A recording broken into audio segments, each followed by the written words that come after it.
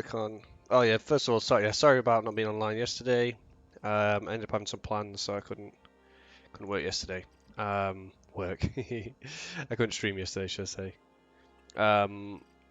But yeah, that's what I'm doing today instead. So let's jump in and let's see what we're gonna work on. So I've got a few ideas for what I want to do. Not this. Add slice function. Splatter particles. That'd be cool, but we're not gonna do that. I'm gonna add that over there. Not gonna do that. Stars count lives function. So this is what I want to look at. Lives functionality.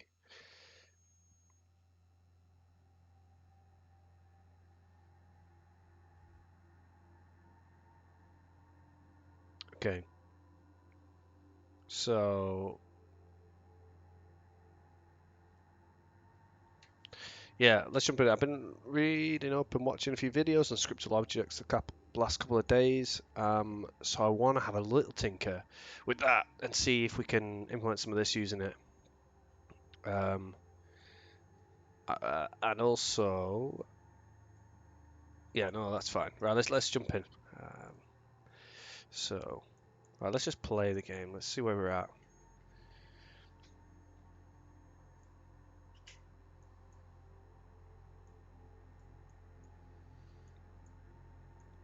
Sweet. Tomatoes work, potatoes work. I'm happy with all that. So we got that. All right. So one thing I'm gonna have to do with this live functionality is it's gonna.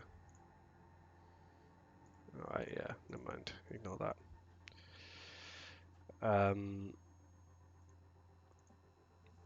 Is to have a look at how I'm doing the save and load game. I cannot remember now, but I'm pretty sure. Oh. That I'm not gonna like it. What was it? Scene loader. Level select. How is it doing it? Where is it? Alright, let's open Visual Studio. Let's have a little look.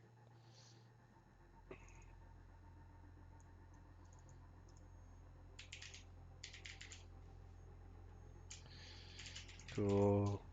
And we're all clean. So we've got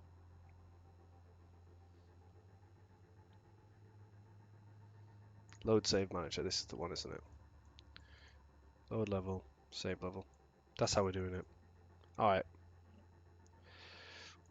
So I'm gonna copy some of this stuff, but I'm gonna create some persistable scriptable objects. So what I'm gonna do, data. I'll start in here. I forgot what they call it now. Scriptable float. Oh no, it's int I want anyway. But I'm gonna make versions of all these.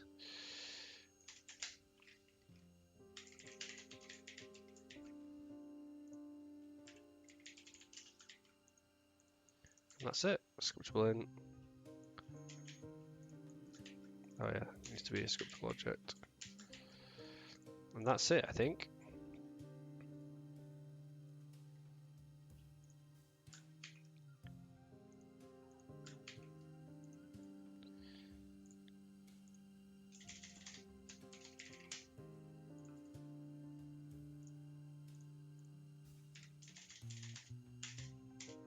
Oh. Rename this. Scriptable float. So scriptable float, scriptable int, scriptable string.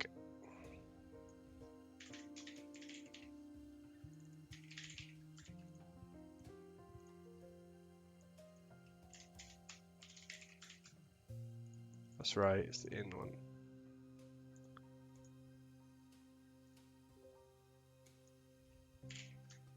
Flint.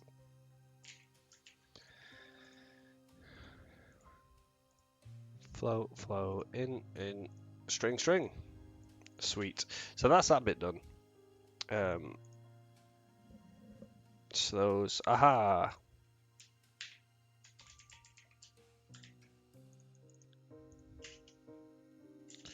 I need to look at the syntax for this.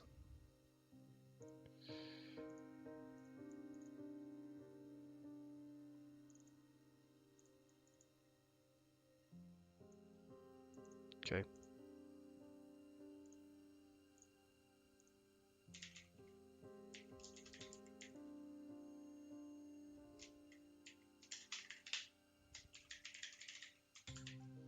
That's not how you do it.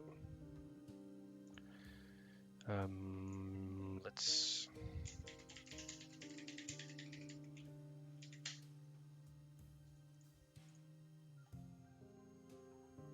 Got me some examples, please.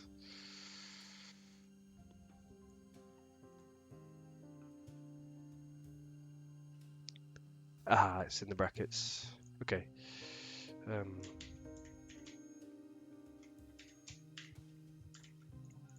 Is that it? Yep. Cool.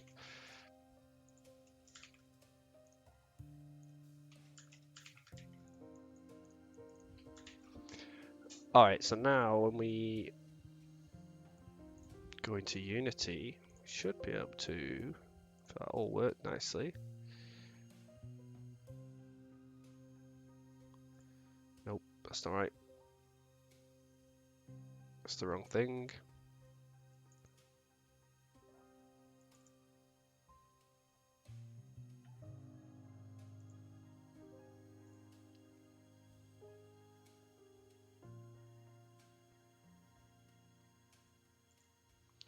Okay.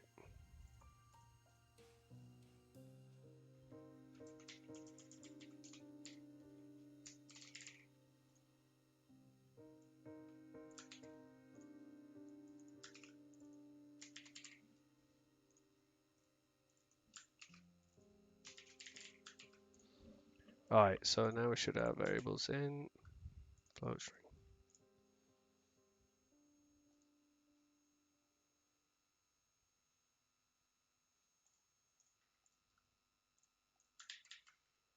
Alright, that'll do it.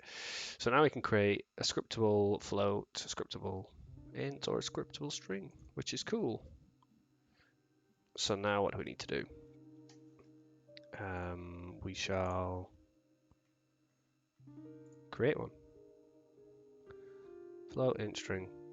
Sweet. We want an int. We'll call this player lives. The value be 3. Awesome.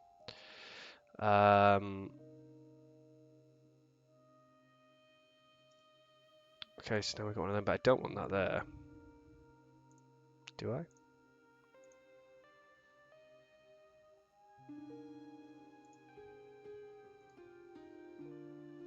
Or a new folder. What should we call this?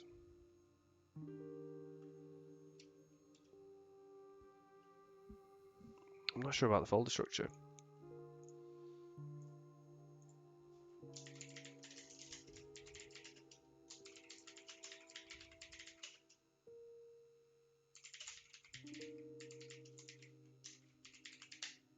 Is it a script? Technically a script, I guess.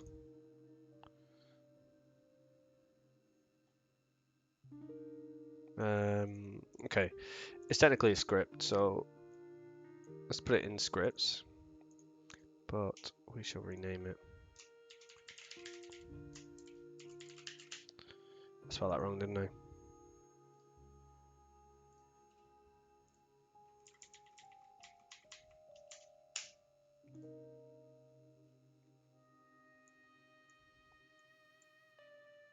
What's that do? Number of hidden packages. Alright. So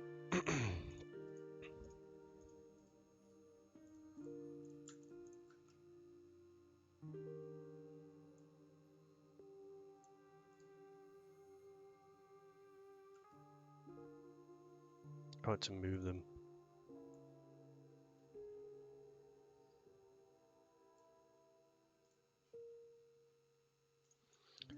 Okay, that's cool. So we've got those now. We've got the thing in data called player lives. which is sweet. So now we're gonna, let's implement the actual HUD for this. Player live. So we've got level and score. We don't need level. We could keep it and smudge it all around, but I don't want to, so that's fine. Now what does it do this?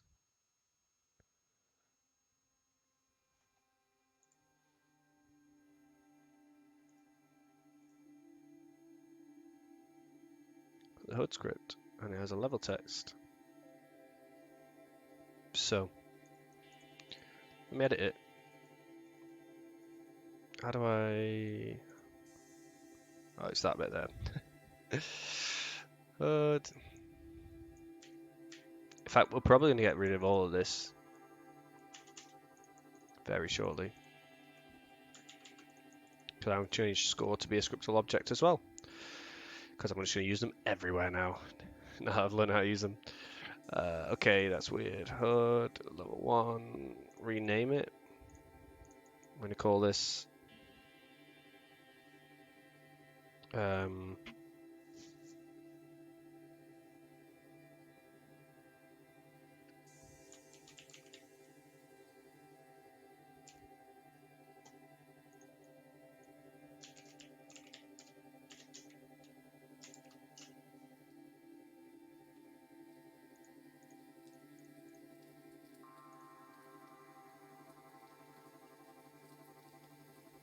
in fact, you know what?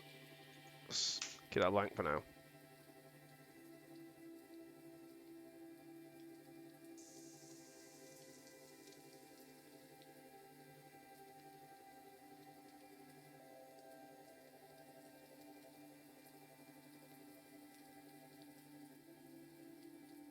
Okay.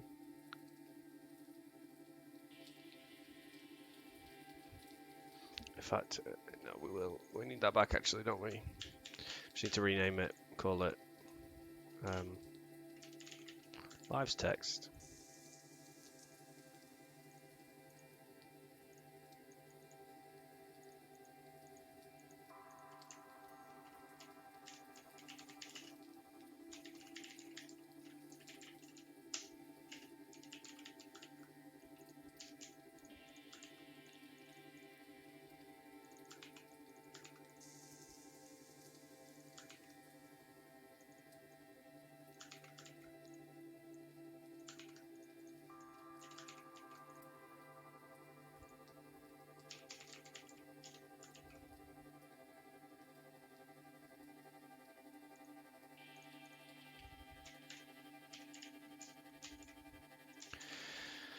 Lives.value.toString. So the beauty of this, right, is now to this lives thing here, that lives text. Well, it does still need this.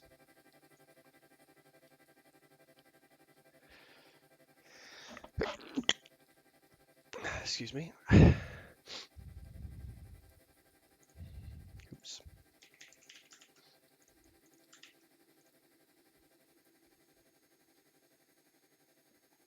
And now what we can do,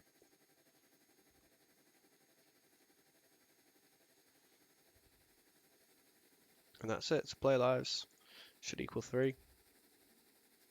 Play this 3. Sweet. So now it's a case of what do we want to do?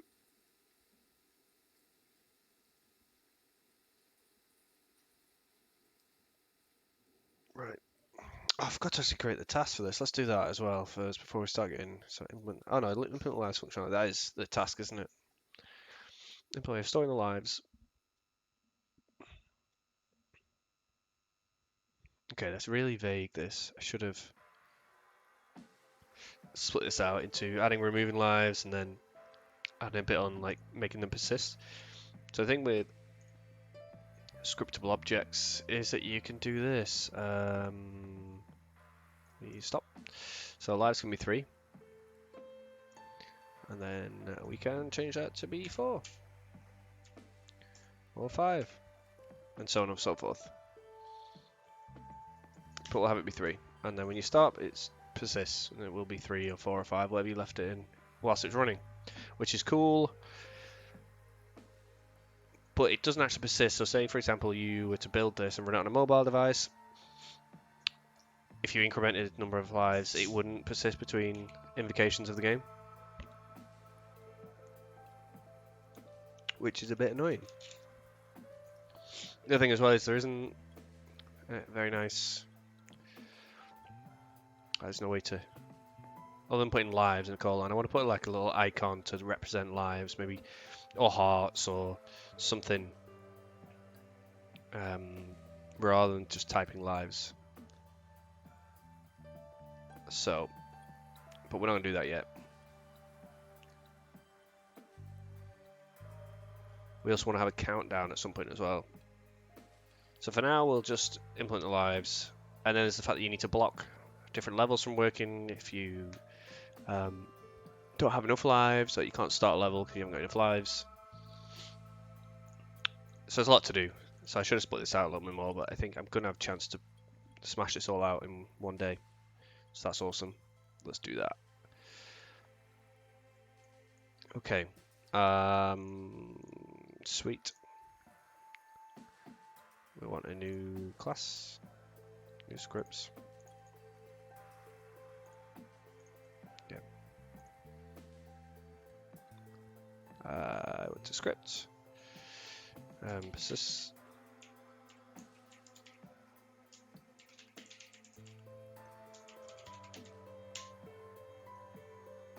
I'm just renaming that, not persistable. I want persistent.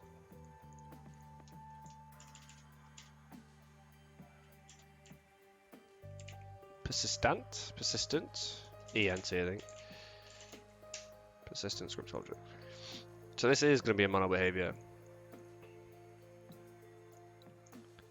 And on enable. Alright, let's have a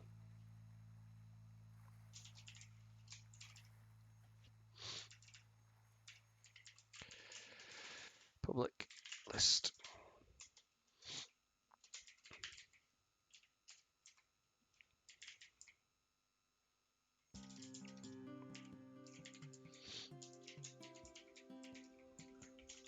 Oh. Why doesn't it like that? A class you can derive from. It's alright. Highlighting looks funny. Right. Get rid of disable that as well. Right. On disable. So on disable we want to save, and on enable we want to load.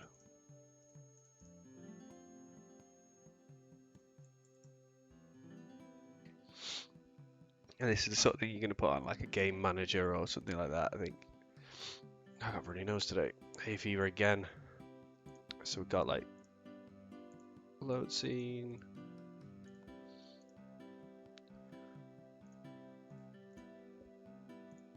So where's our load save manager? So I want to take save.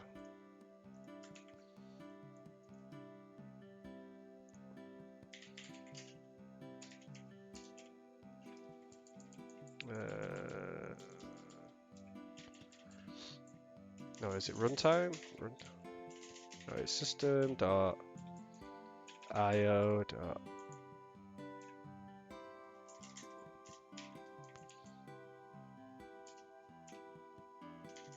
Let's try to remember where this is now.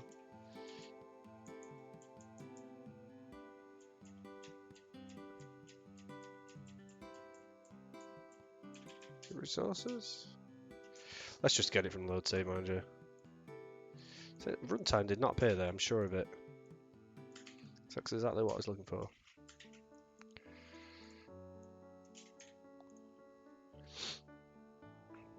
Okay, using system.io as well.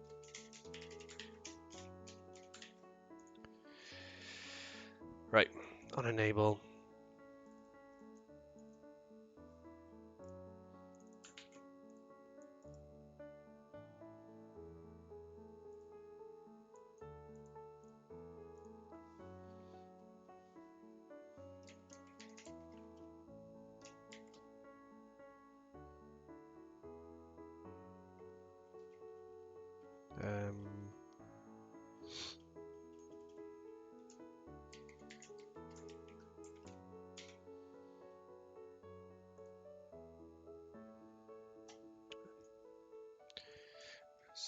Chart string formatting.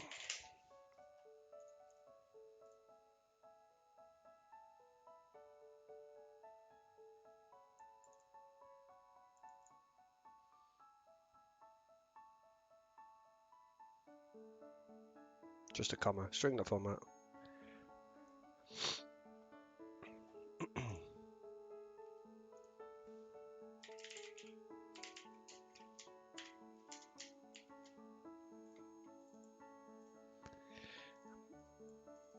um, 0, 1, 2.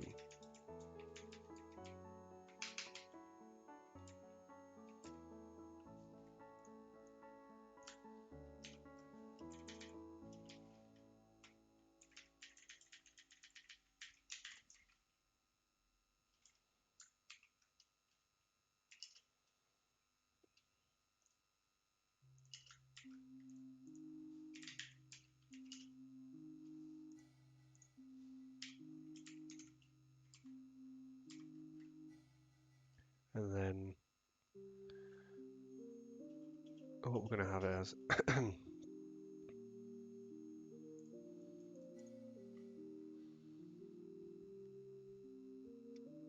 how are you going to do it? How are you going to do it?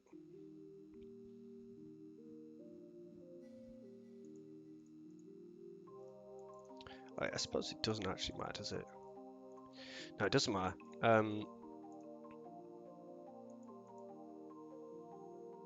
Yeah, we'll do it as the ith thing. So we'll do a for loop. Oh, you can do for each. How does that work with C sharp?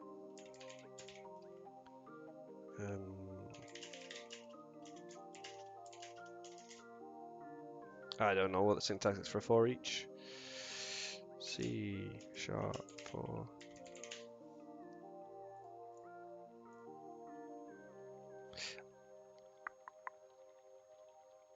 I don't want a for each anyway, I want a for loop because I want the I. For.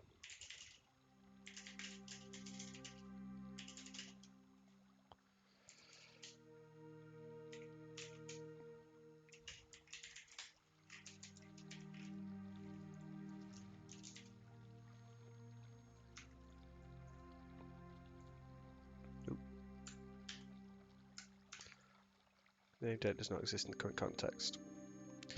Yep, you're right, it doesn't. Oh, data.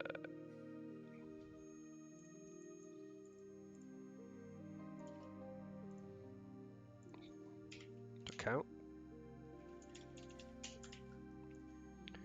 Sweet, so when we enable, we want to load. This is the wrong one. It's the wrong bit of code. Let's take that, put it in here. So on disable, we want to save. Get this.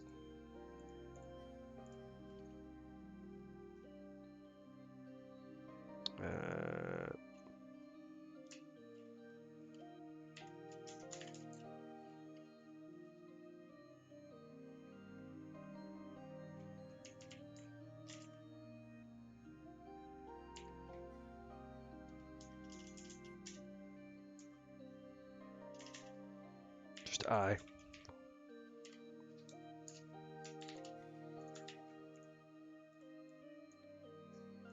I wonder if does format automatically format integers? I assume it would.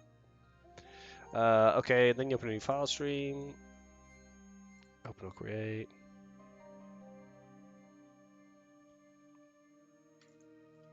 Then we need to do so. JSON utility dot to JSON.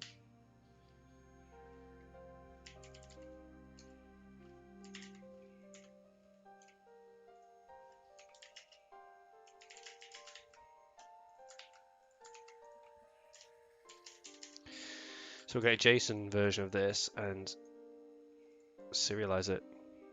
And I think that should do it. Right, and now what we want to do is do a very similar thing. Except we're doing some of the stuff from the load save manager to do with checking for the file assist. Let's do it like this.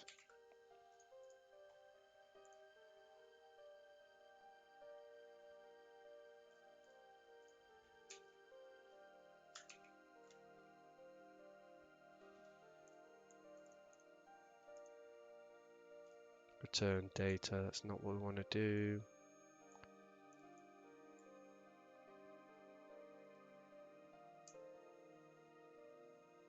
Let's just get rid of that bit.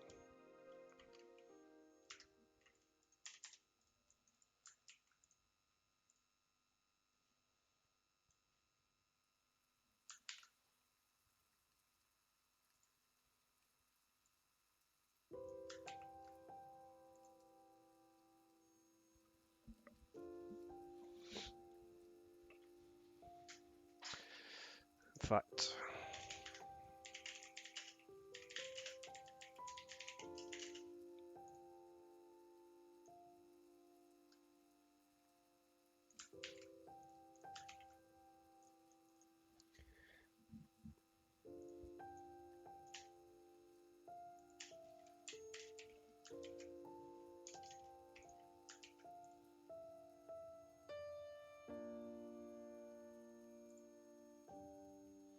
doesn't exist yet.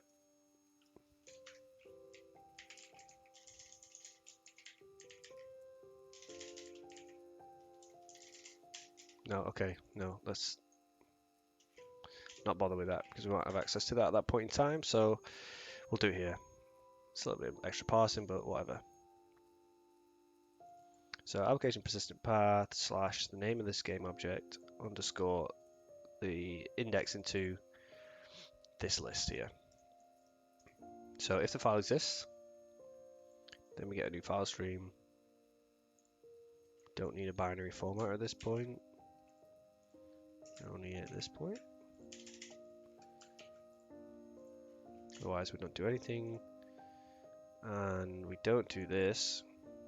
We want to do JSON utility dot.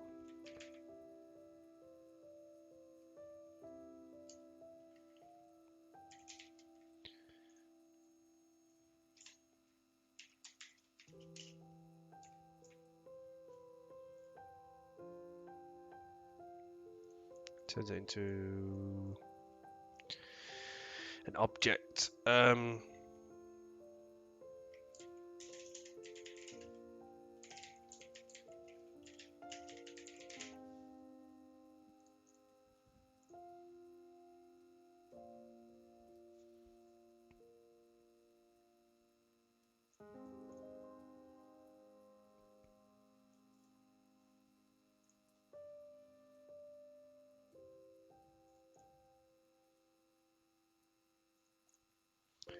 Let's have a look.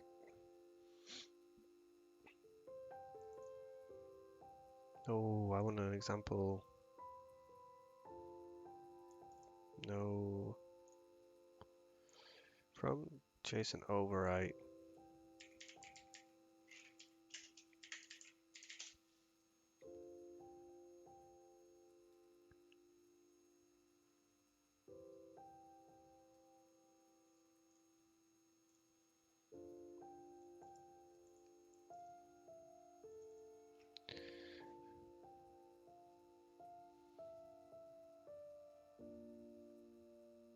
Nope, none of these are the example that I want.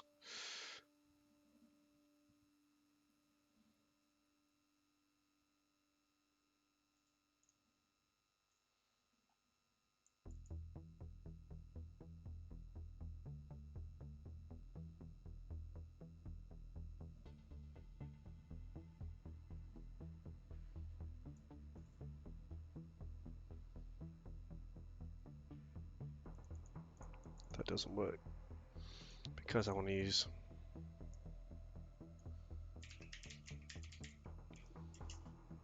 no object.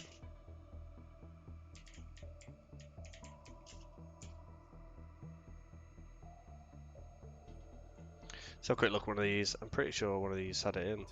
Might have even been the one I was. And we're just sending the object at Oh, okay, the current it's index. literally exactly the same. So that'll be the scriptable object into the file and then close the file. Saving. Should have.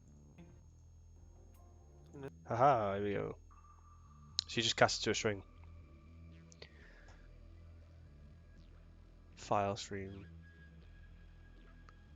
Yeah. Yeah. It's pretty similar to mine.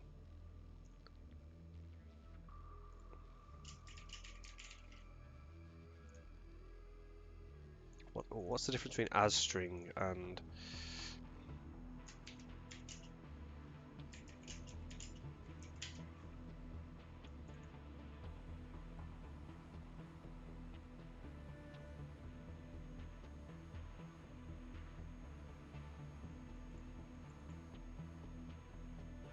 Okay. And then...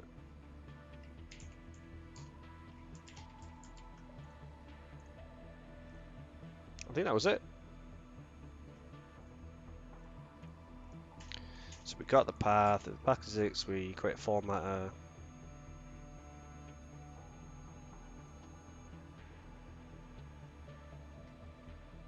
Not convinced we need a new binary formatter each time.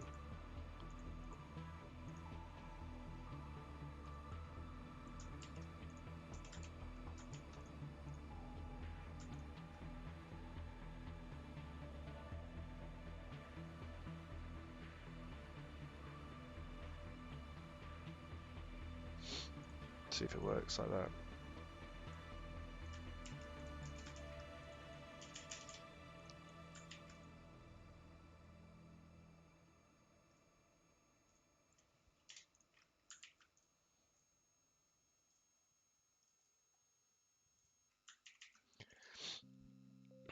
Right, so now what I'm thinking, right? So level.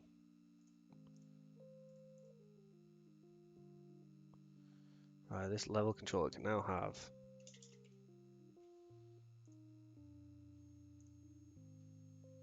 What was it called? Persistent?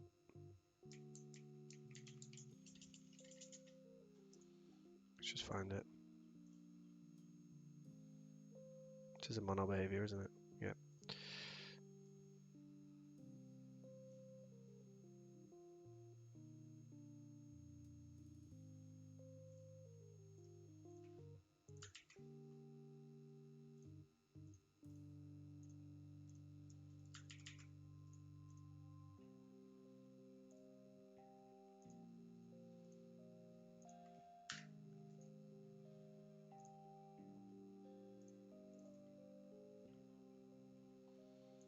Doesn't seem to show any problems.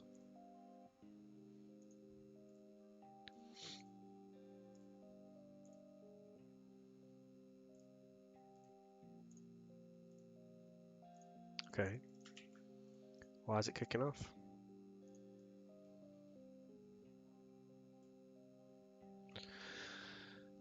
Script class can't be fine.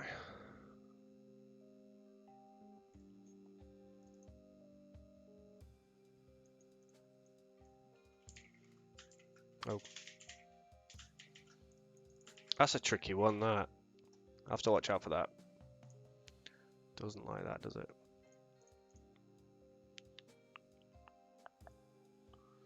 Right, so if you put that on there, wow, it's just not...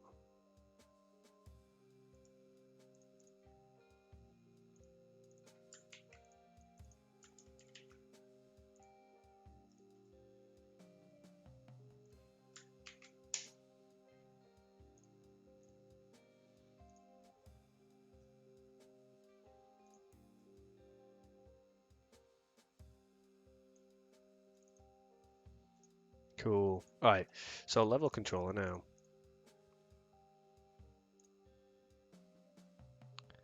Which is...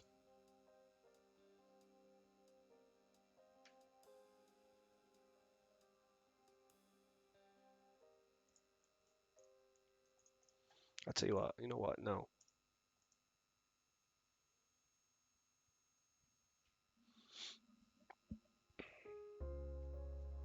How do I want this to work?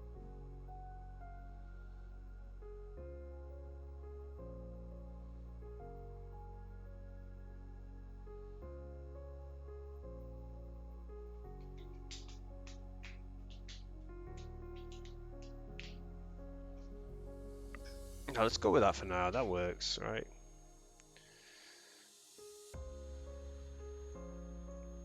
Let's just see if it actually gets called though. Right, so we've got a level controller, objects persist, make it 1. and player lives.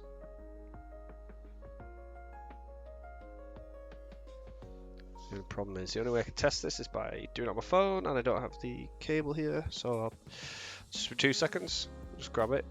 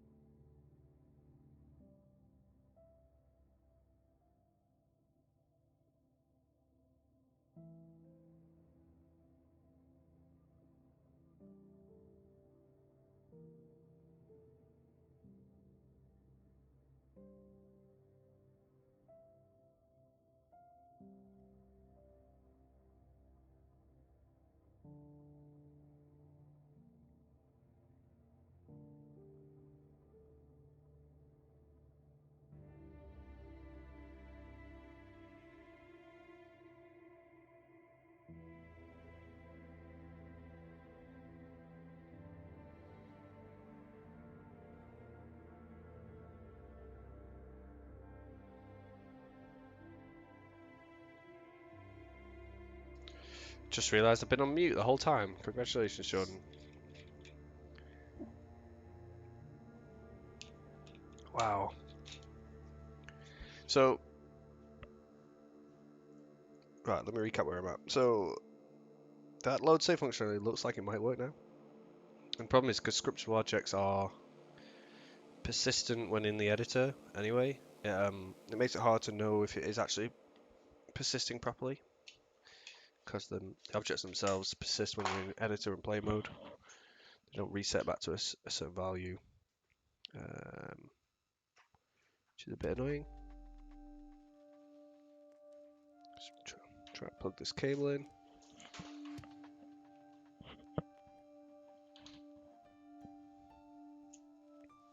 Right, here we go.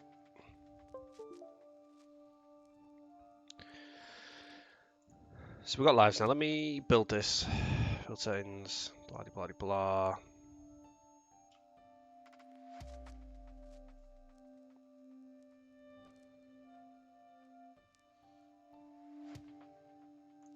Doesn't like it. Oh no, not build settings, it's the other one.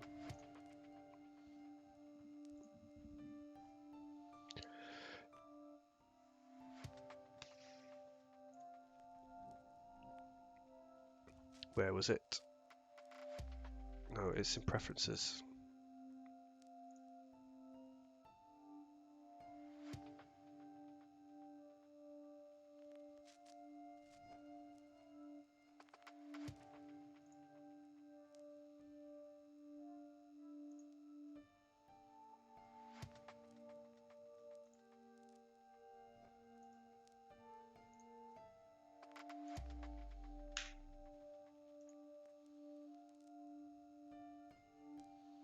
Okay.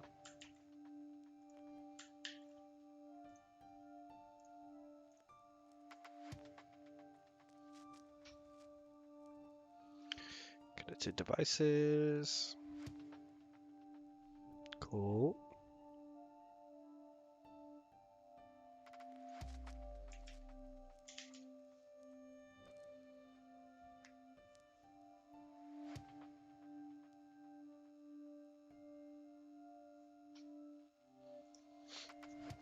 Alright, so if this works,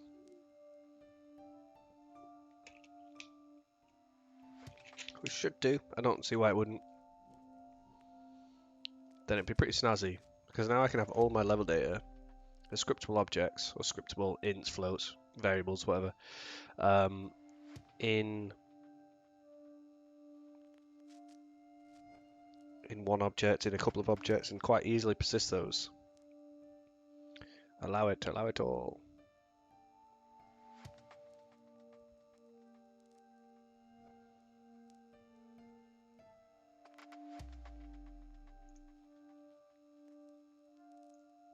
So we shall see. It's pretty cool, to be fair. Like, so with just this little bit, enable and disable, we can save and load, and we just create a new one of these on any game object. Then the name of that game object will be used, and you can separate the data out then as well. Right, so you can't actually see. I've got 3 lives, play, menu, got 2 lives, close the game, go again, play, level 2, and I got 2 lives. Right, so that works. That is freaking awesome. So that means now what I can look at, I think we just get this saved up, to be honest. Okay, cool. Right, let's have a little look.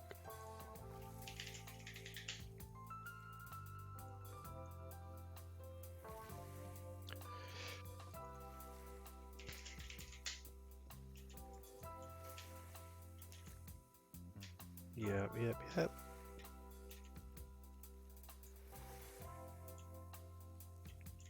Oh, this music's so relaxing.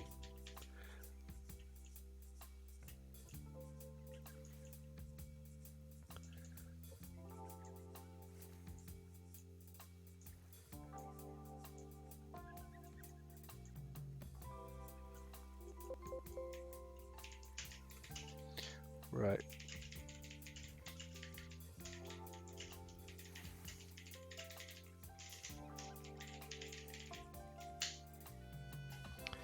Okay, so that's that bit, right? But currently, there's no way to gain lives, which is an issue. We need to add that. I think a timer is something I wanted to go for. So every, I don't know, 2-3 minutes, if you got less than max lives, then you would get another life. That's one way. The other, no, I think that is the best way.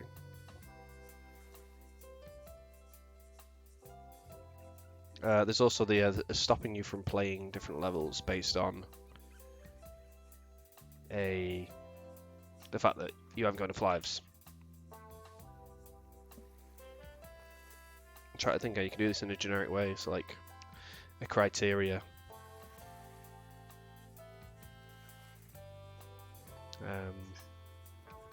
No, I'm trying to make it overcomplicated by making it super generic, which you don't really need to do.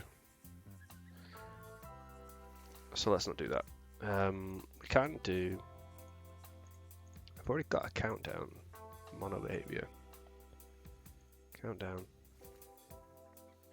Countdown timer.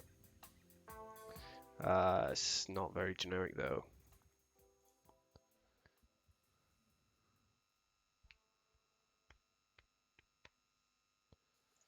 This is another thing I like to change as well, because I'm currently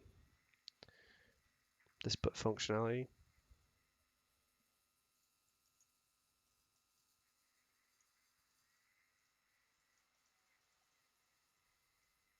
It's not ideal.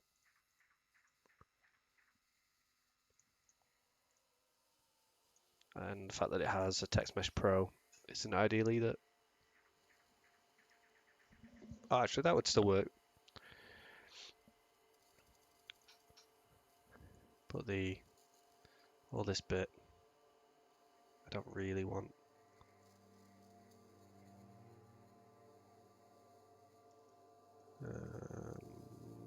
Yeah, I should make this an abstract class.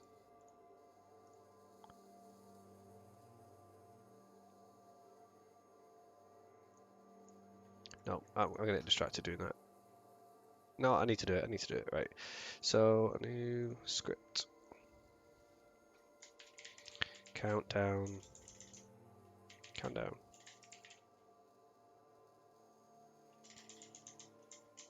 No, level, event, $100.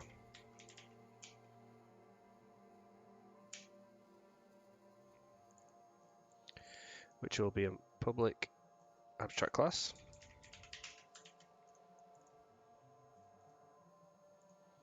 And it will have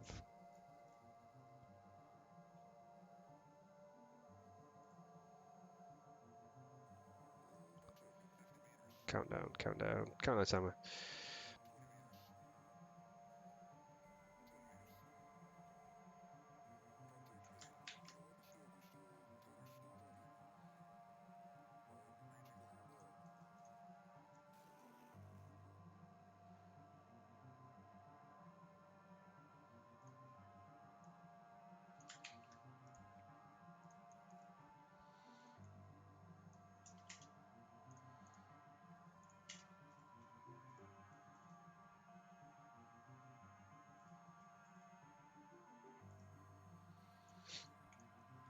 I feel like it should be awake.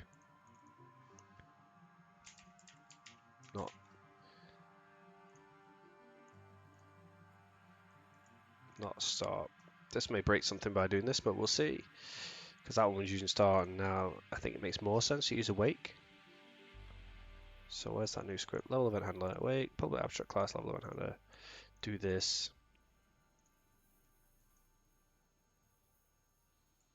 On destroy minus. Takes level state, and then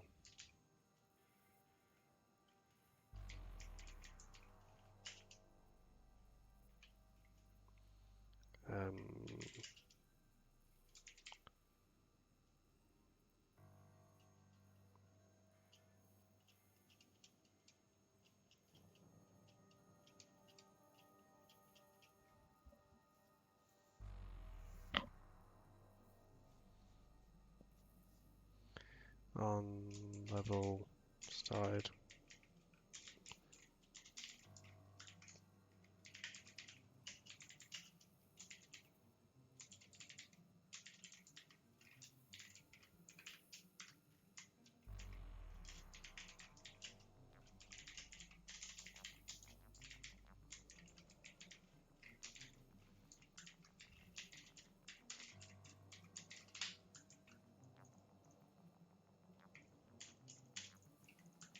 They will do nothing.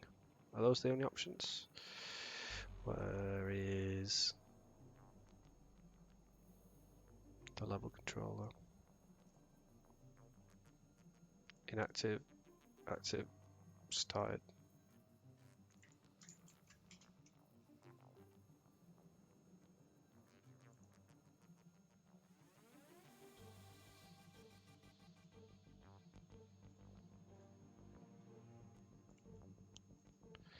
Okay, so it wakes in inactive.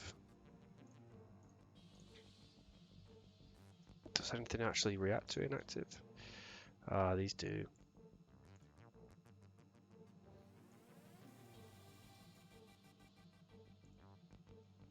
Okay.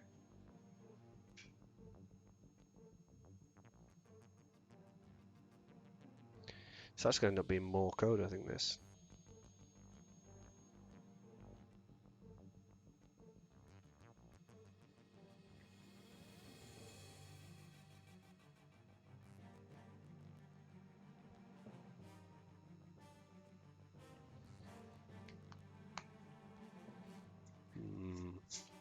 Not entirely convinced.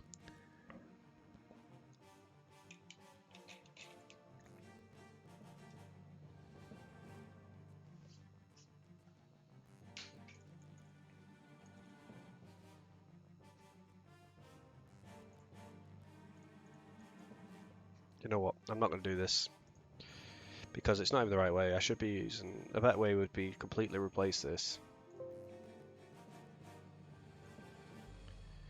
and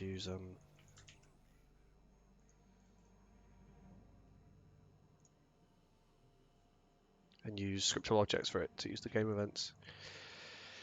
So I'm not going to do that for now. Right, let's recap what we're trying to do because I've lost my train of thought now.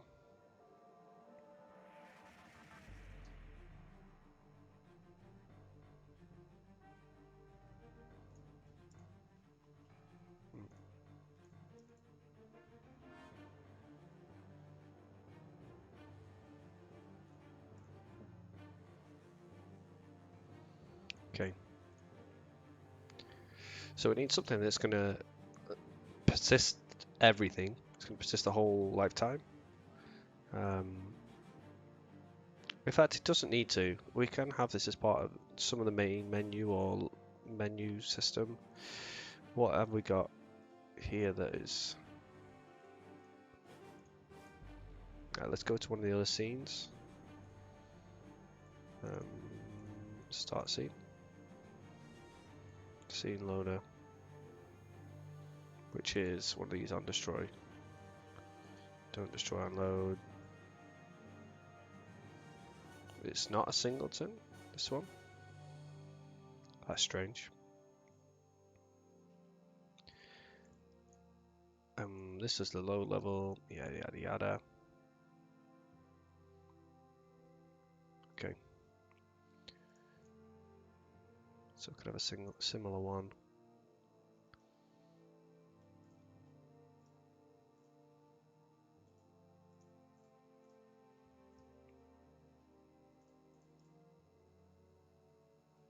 That's the other thing as well. Where's the level select? We need a HUD that's gonna be. That's gonna. So this HUD. Yeah.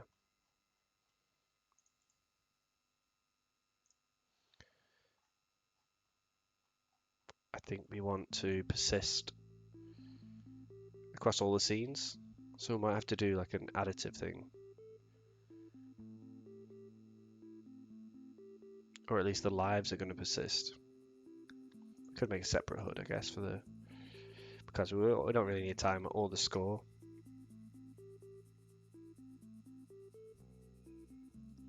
Yeah, let's make a new HUD. Duplicate. Unpack.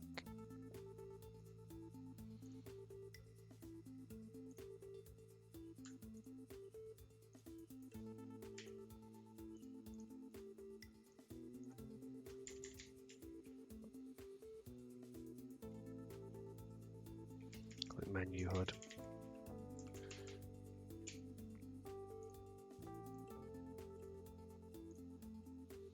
What's it got?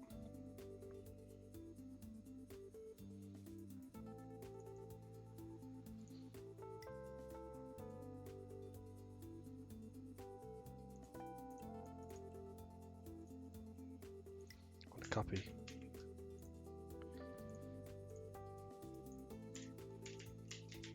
Menu HUD.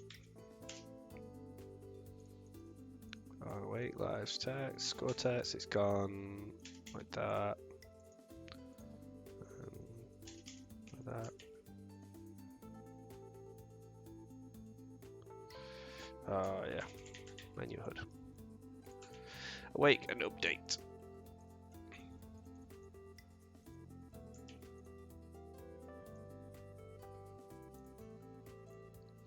Awesome. So this menu HUD, remove that.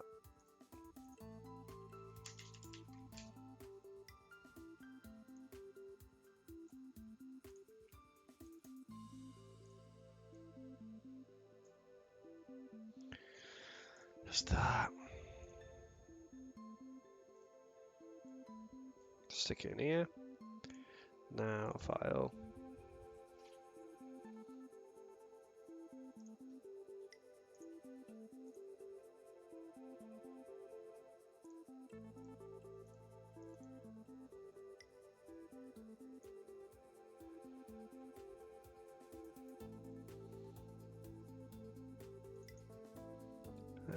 And then we want to add that new prefab.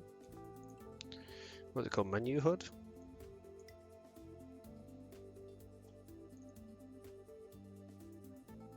Where is it?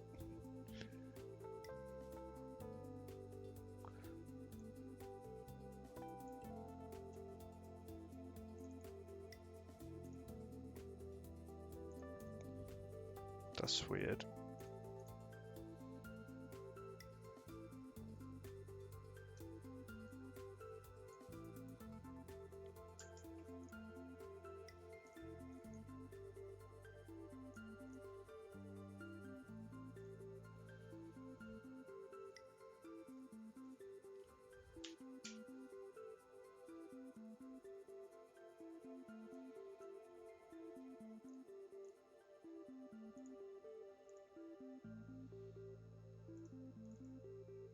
No, it is there.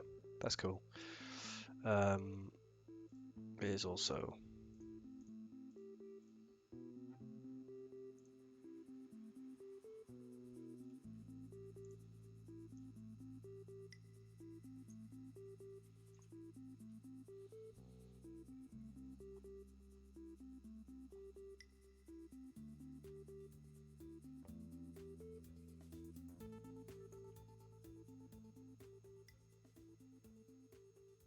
bit weird that it's squished over there, but I'm going to sort the artwork out later on with this because I'm going to add some hearts or do something like that, so that's fine. Let's just see if we get it functioning a little bit first. Alright, what was that? Don't destroy and load there. Scene loader.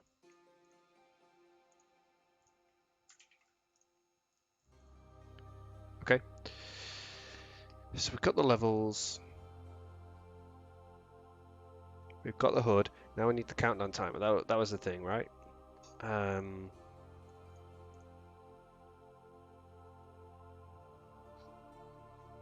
how are we going to do this?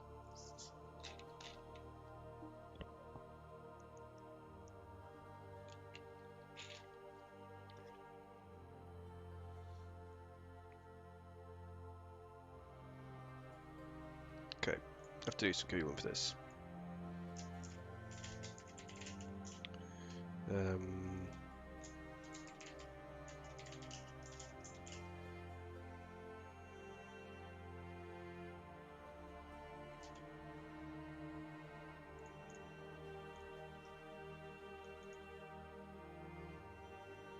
Oh, this is very similar.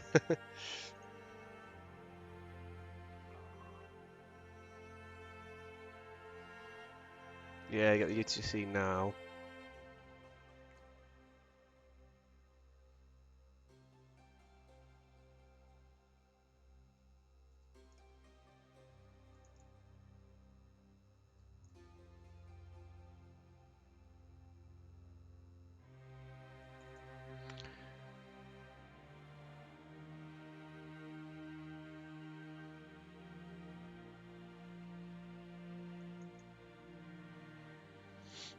So he's got time left.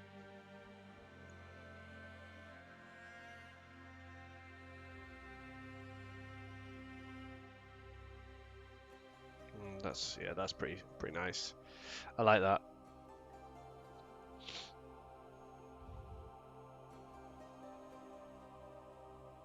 I don't need milliseconds. I just want minutes and seconds, so.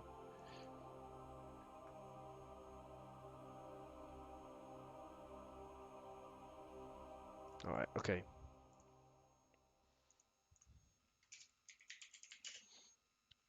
Lives, timer. What is it? TextMesh Pro. 7 lives, timer.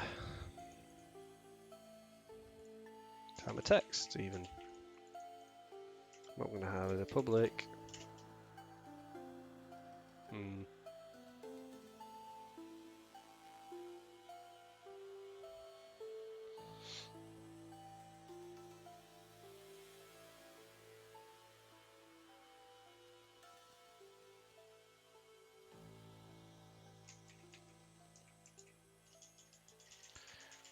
I'm not sure this is going to work, but we're going to see.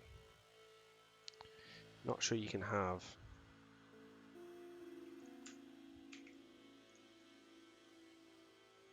a scriptable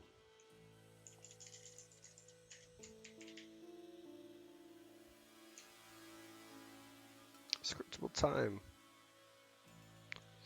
Public time. No, I don't want you to change that time. I want time span. Not time span, Right, let's go here. Time span. It's not time span I want. Let's just date time.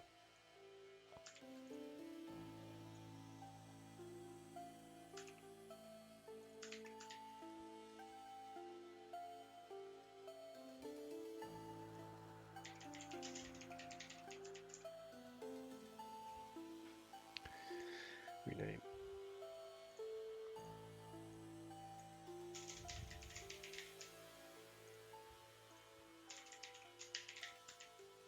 Scriptable date time. That sounds pretty cool, doesn't it? So I have a scriptable date time. I'm going to make a new one. So I got lives.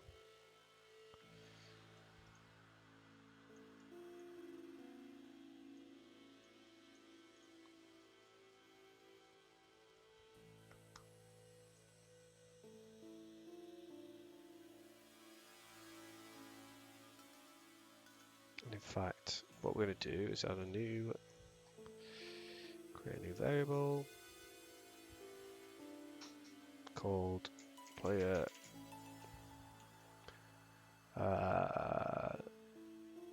lost life time.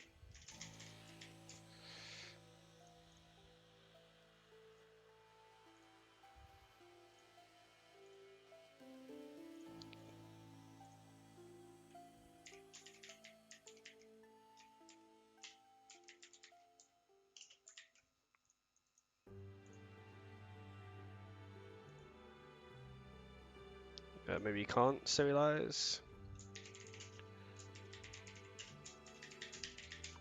Assume not. Assume you can't have one. If I comes on new cell date time for you.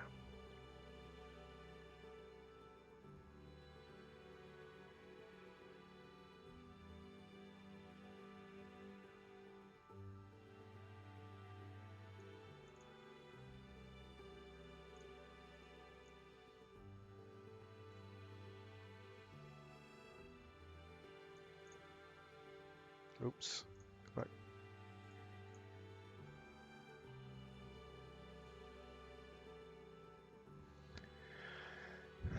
Wow. It's a bit wordy, this.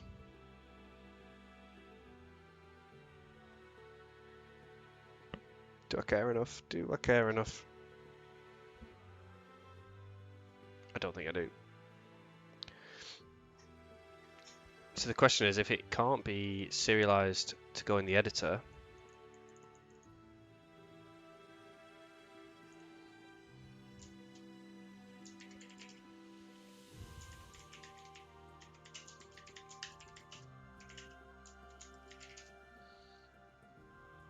oh dear, here we go. This is where it's going to get annoying.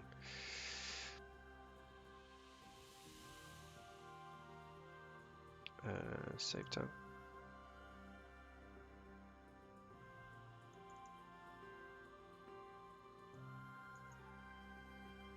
Classical new date time.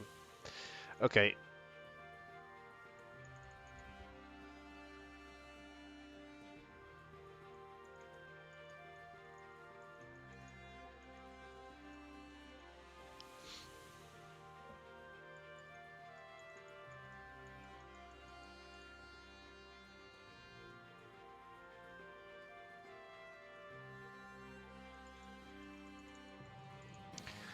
Okay.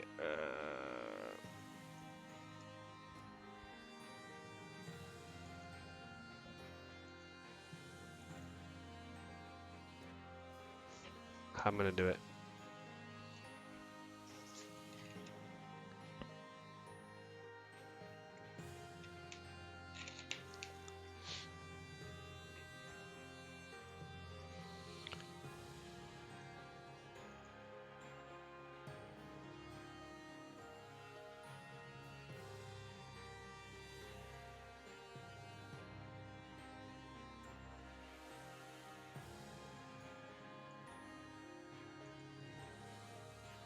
Oh, that's a real thing already.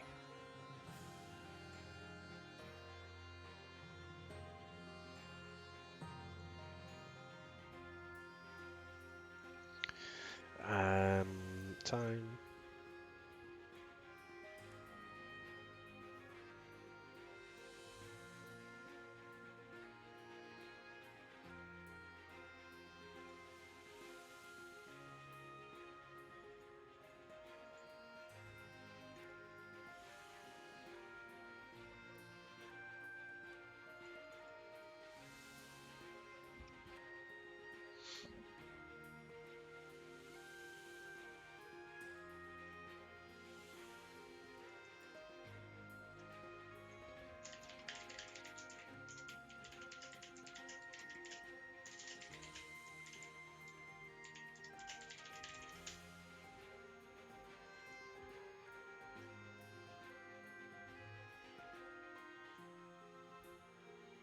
Nope. Nope, nope, nope, nope, nope. How do I want to do this? So play it. I want something that's non. No, that's not what I want.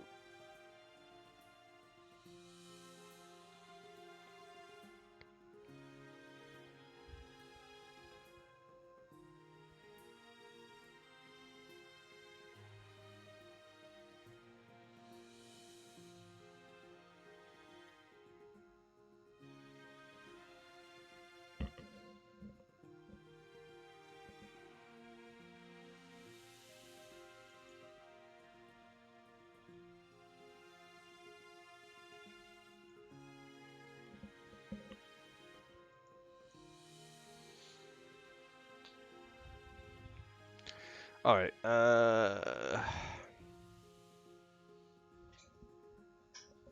We could.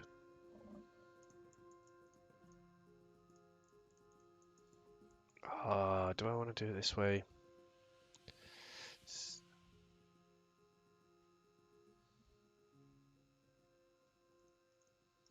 Yes. All right. We're gonna have it as that for now. Can't see it in the inspector, but that doesn't matter because most of the time we're not using the inspector. And then, right, menu HUD.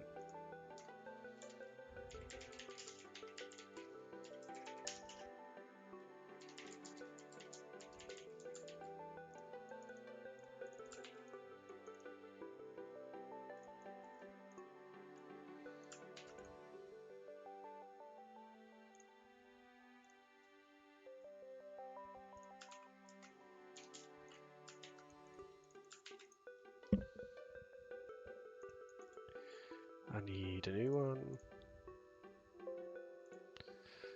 New variable. Max player lives. And this one.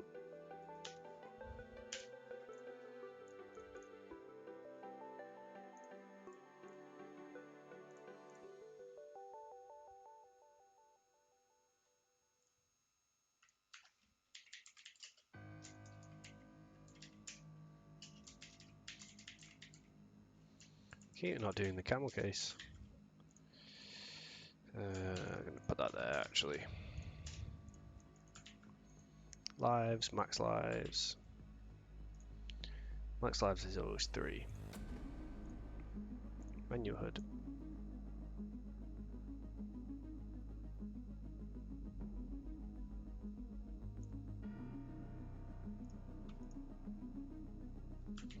Okay.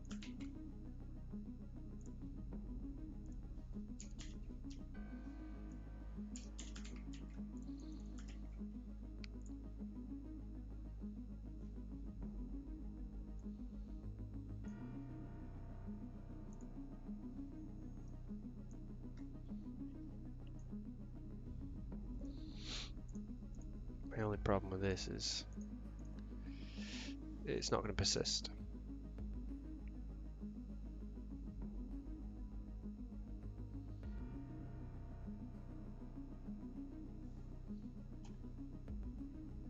Yeah, this may break. Let's see. Okay, so now that's that save that scene. Go here. Menu HUD shouldn't exist. Go away. Save it. HUD.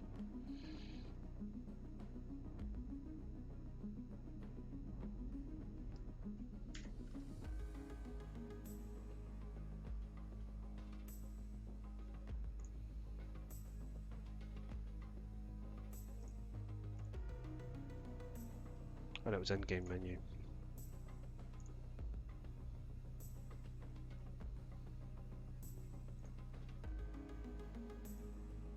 Max lives.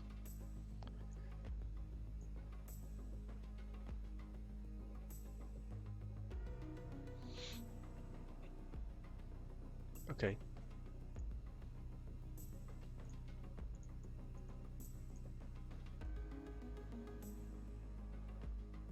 Super intense, this music. Max lives, lifetime. When I do minus, date time dot UTC now.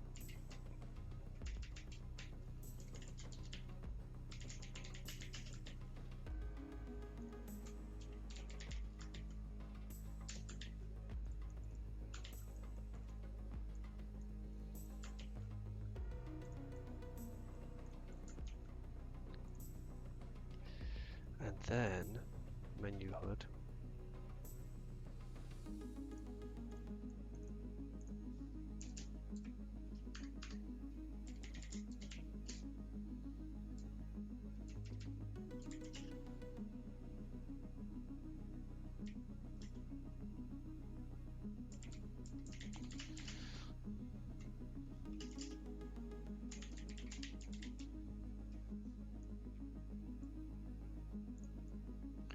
I need the amount of time that I'm gonna have.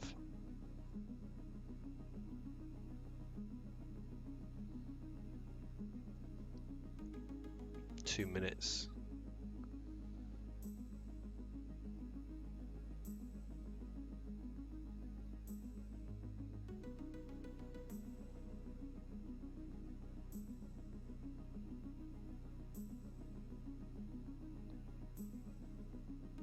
How am I going to do this? Let's see some of these examples that I was just looking at. How did they do it? No, not that. No, not that stuff. Where was it?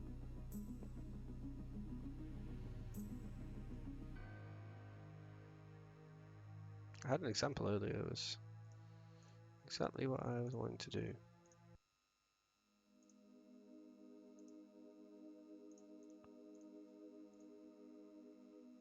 Oh, here we go.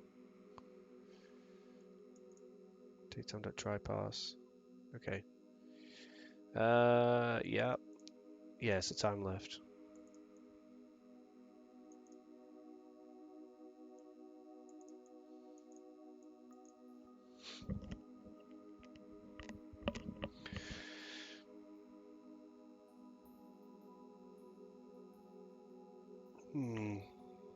So how do I want to do it? Do I want to store the time at which I lost the life?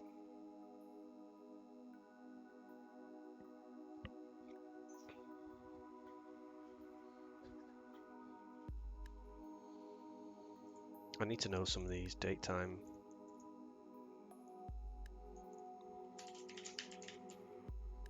That's annoying.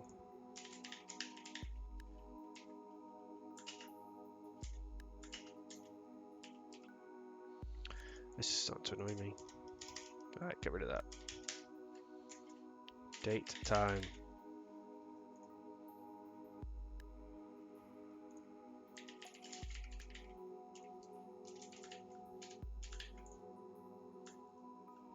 Date time. Year, int, month, day.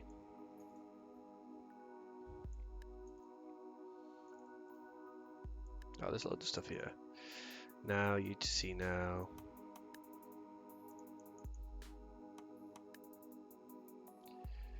Time span.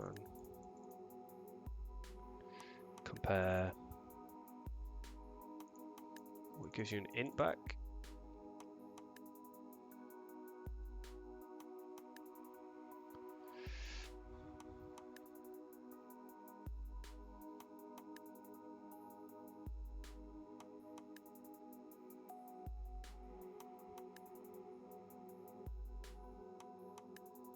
Subtract. Datetime.subtract.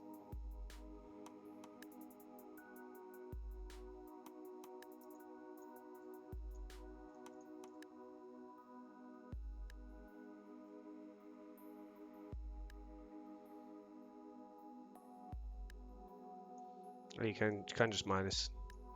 Okay, so we should just be able to do that. Then we'll look at time span. Ticks per day.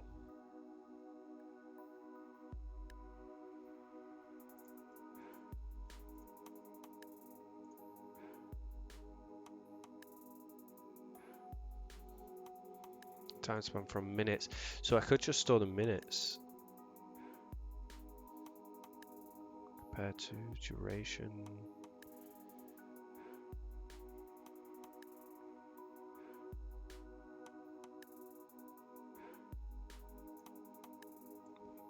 So I could create a time span that is 2 minutes as well. Do it that way. That might be better actually. Okay, so let's go with that for now. So we got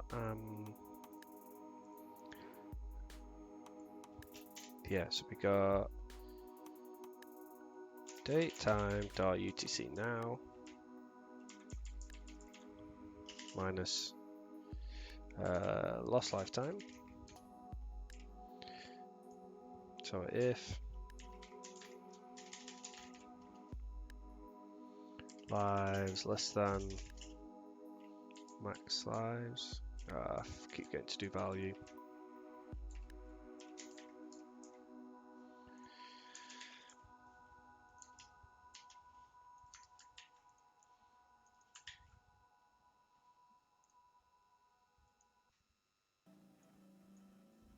Then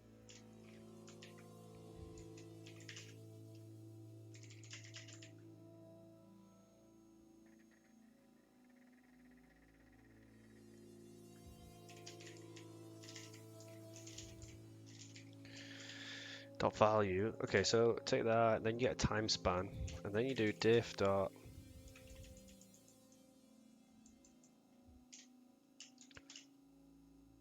less than. So we do if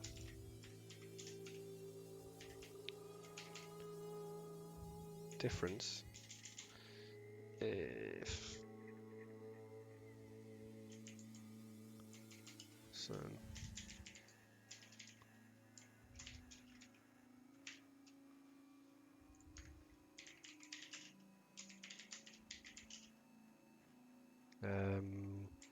Live add time span.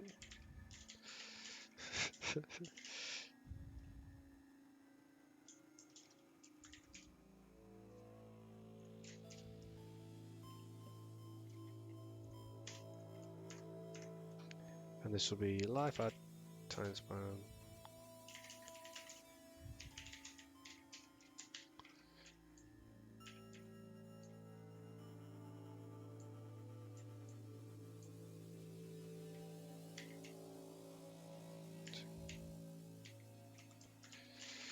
Like that. We could do that. So 2 minutes. 2 minutes. If the difference is less than 2 minutes,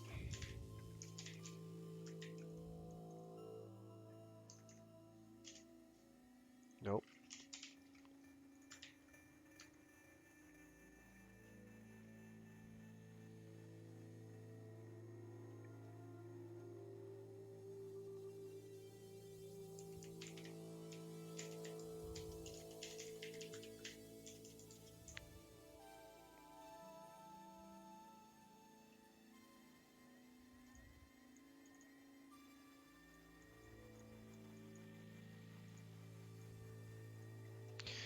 Ah, no, I do want.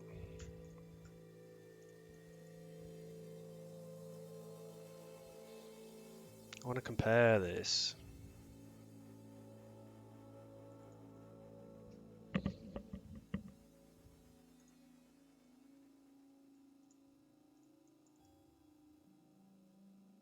Hours, days, total minutes.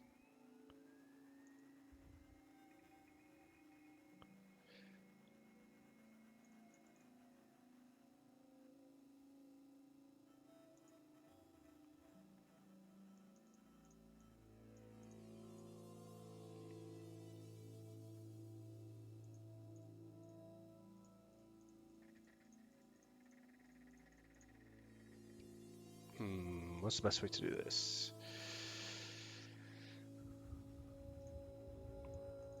So we could be off the game or in the middle of a level or pause or something for a amount of time where it's not updating. And then when we rejoin, we may want to add 2 lives or 3 lives. This approach would only plus it.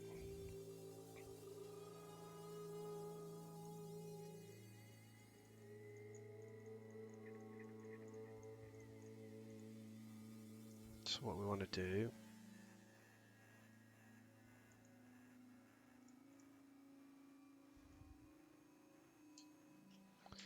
diff dot 2 minutes.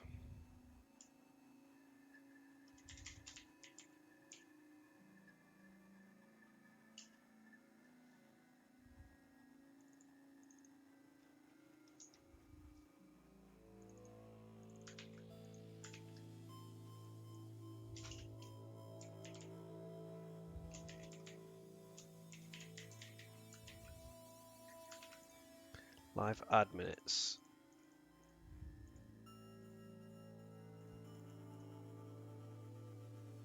Yeah, this works more, right? So we'll make it public for one. Live add minutes. And then we do diff dot minutes.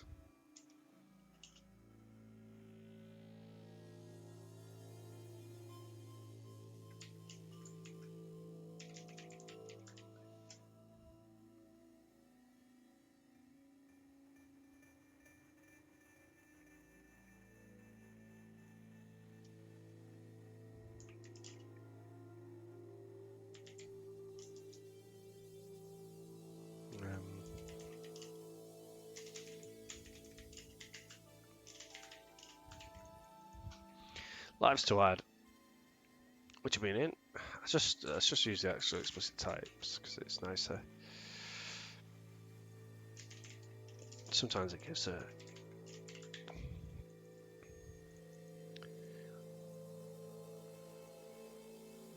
And then that's not the right way around, is it? So the difference, so say if it was 3 minutes, 3 divided by 2 will do 1 point something. 2, yeah.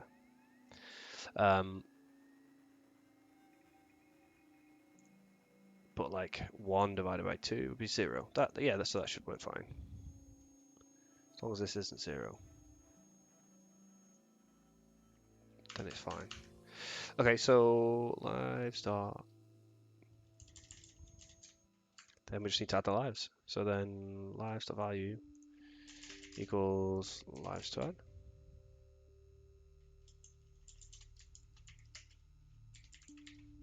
That was close. If lives value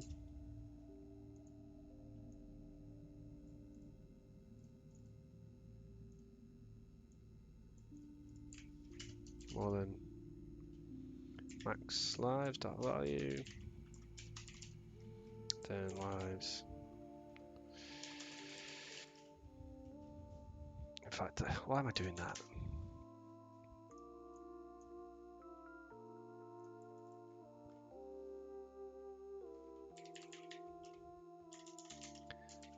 Lives dot value equals mathf dot clamp.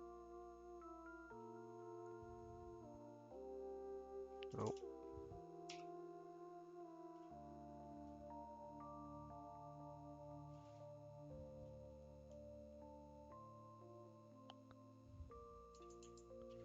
Is it clamp? Floor.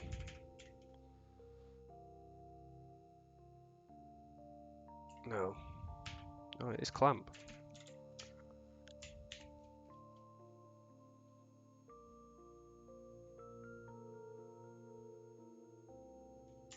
Just math.clamp.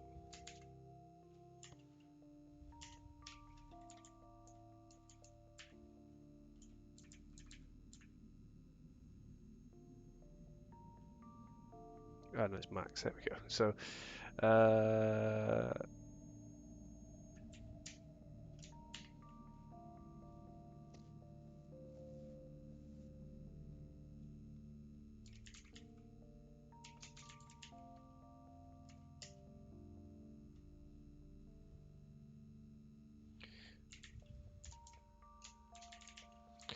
yeah, so we want the smallest one. Yeah.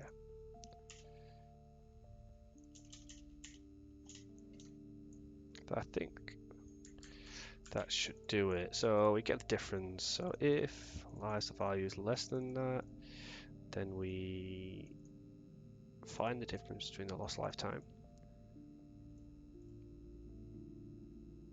And then divide the number of minutes by the live add minutes. Hey, how you doing, man?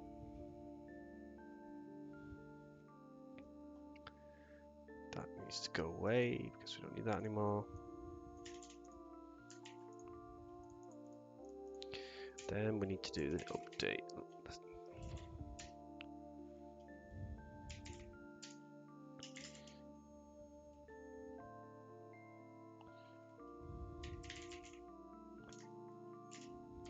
How you doing? Speed of light pen. You good?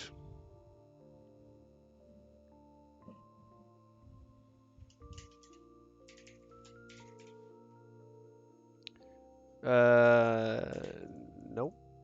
Don't think so.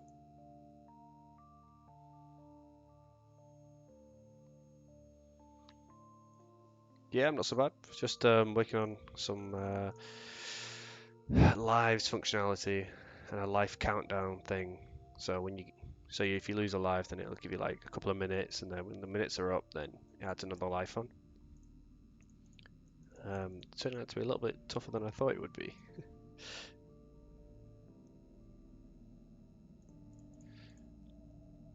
So, lives, timer, text.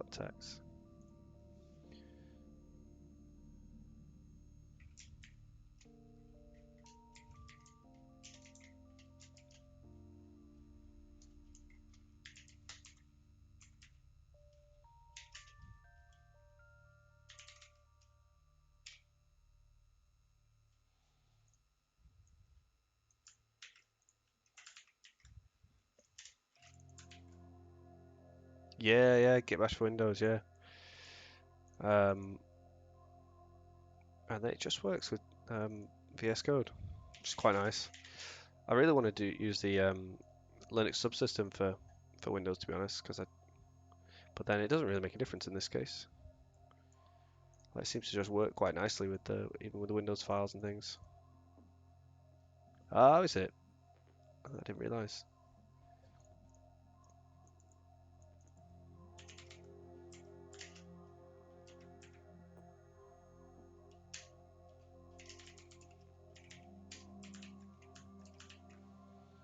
Okay, so every time we update... Oh no, we only want to do that if we have got less lives.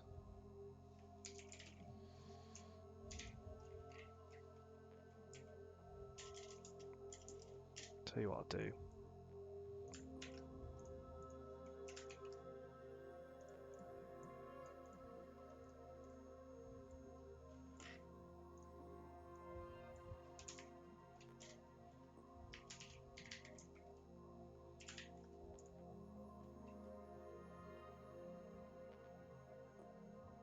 Oh, I've not. What's the changes in WS2? The WSL2. I've not even seen any of that stuff. Right.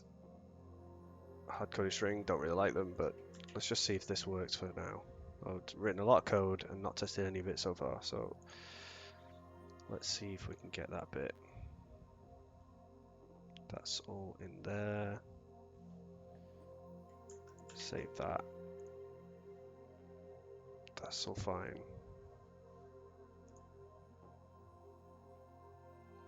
Okay.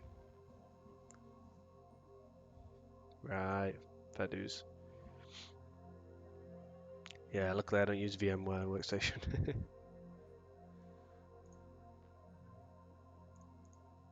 Where's the scene? So this one, live add minutes.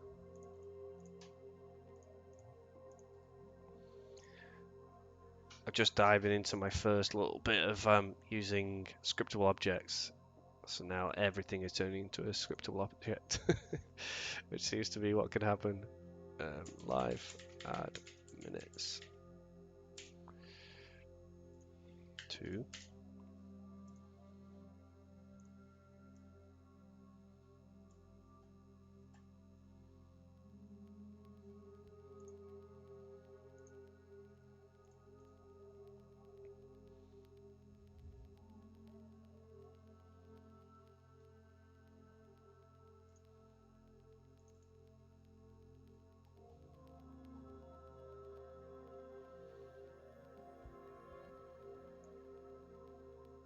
Put it there.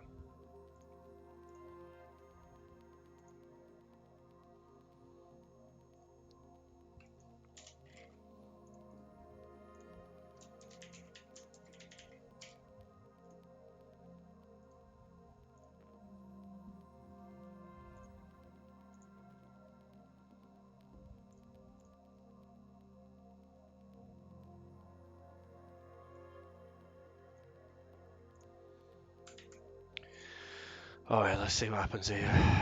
It's just 2 minutes. Alright, okay, so it's a bit small that, but if I use the what's the font? 120.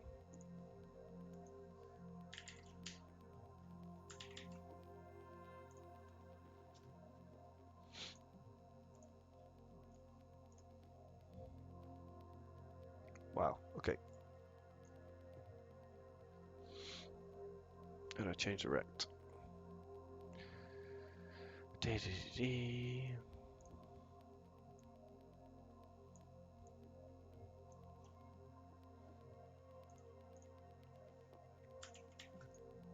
Keep doing that. Apply all.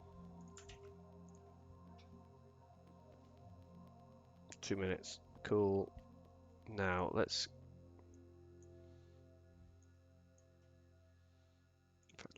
maximize on play. Let's do this full screen mode. I'll move it over here a bit so you guys can see. So 2 minutes. Let's play a level. Oh, we didn't do very well. Down to 0. Ah, I'm going the wrong way. I should be counting downwards.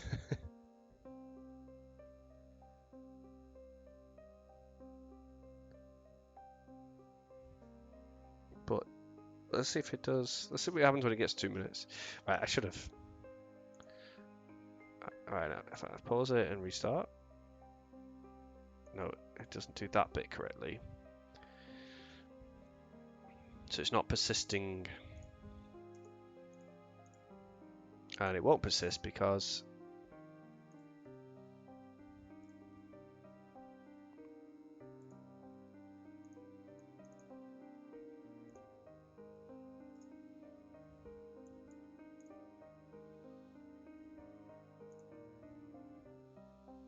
player lost lifetime.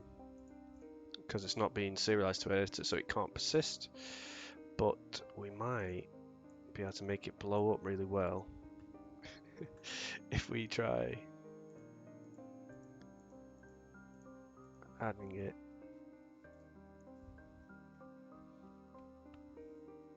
Hmm.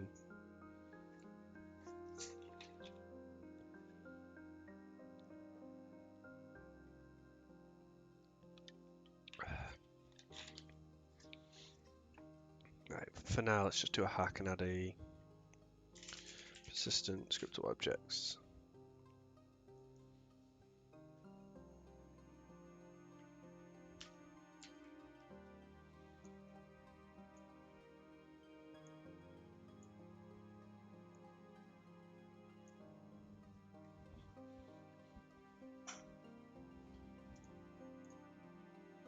Oh, just so you don't need it like that. You don't need that. Just two.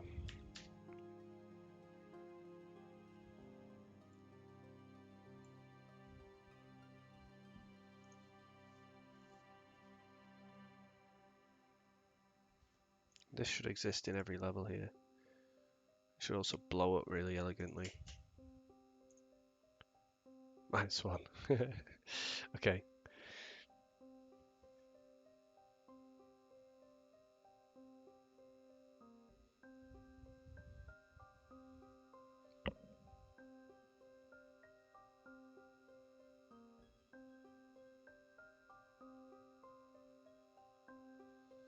Okay, so counting up, which is the wrong way, but whatever.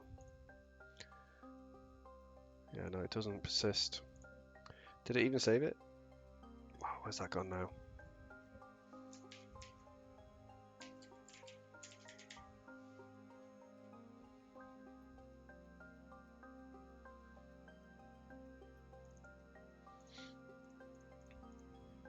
Zero and one.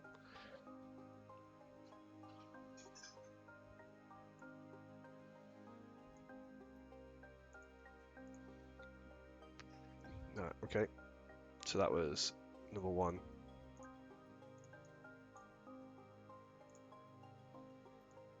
No, it's not serializing properly, is it? I don't remember seeing anything in the editor though.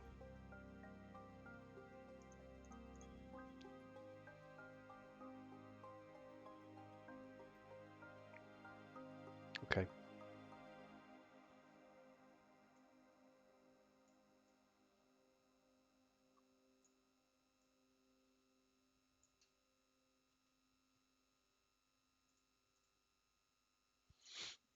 Alright, so the date time, I think.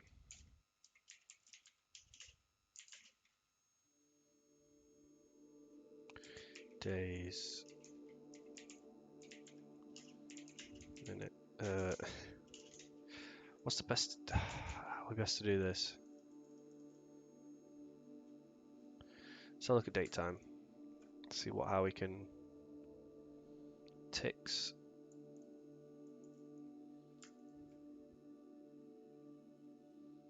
Okay, go back. Year, month, day, year, month, hour, minute, second, year, month, day, hour, minute, second. Don't care about milliseconds.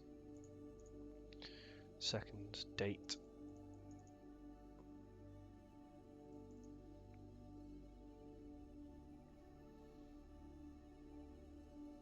I want two file actually, two.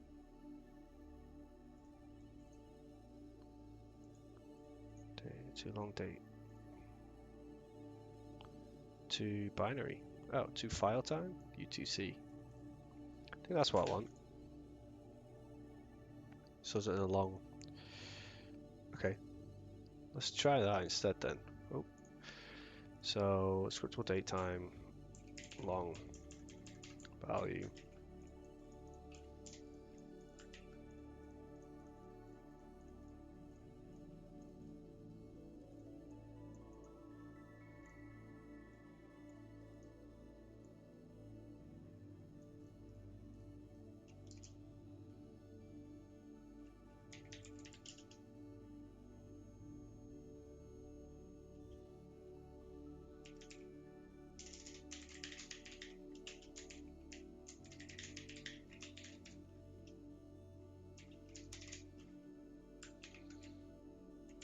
Go return date time.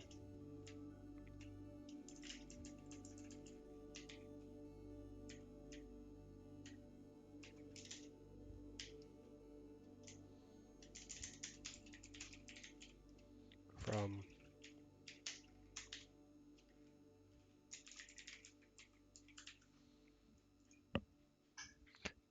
date time.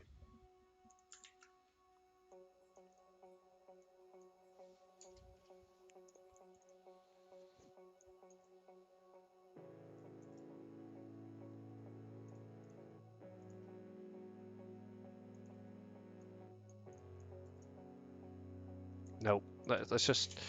In fact, I'm gonna change this and make it public long. And not bother with date times. Rename it. Public. Scriptable long, variables long, blah blah blah. Now this is broken because lifetime.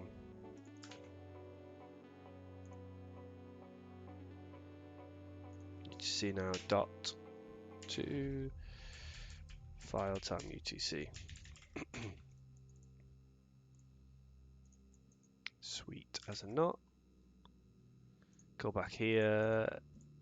Now everywhere we've used dot value.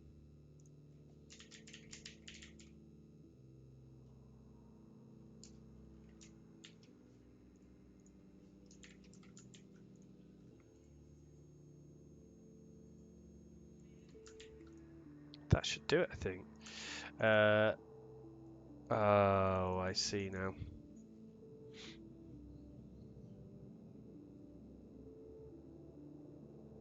No, that's fine. Well, yeah, okay. Longs are long. That is fine. That's cool. Here, this is now broken because there's no such thing.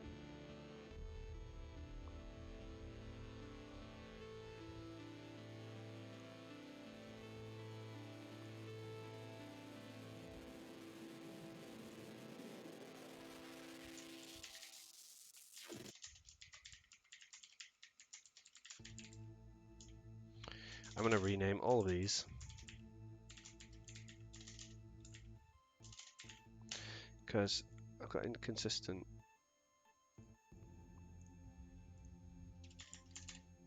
naming. Max lives, life add minutes, lost lifetime, max lives, rename.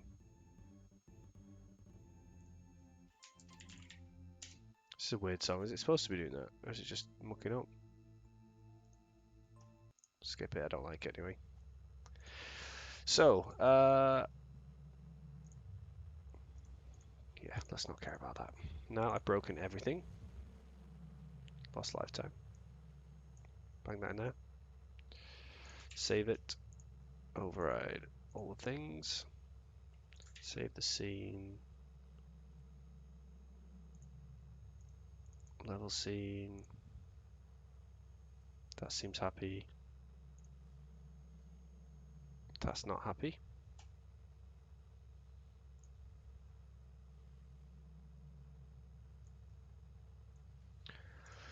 Let's see how we go with this. Right, so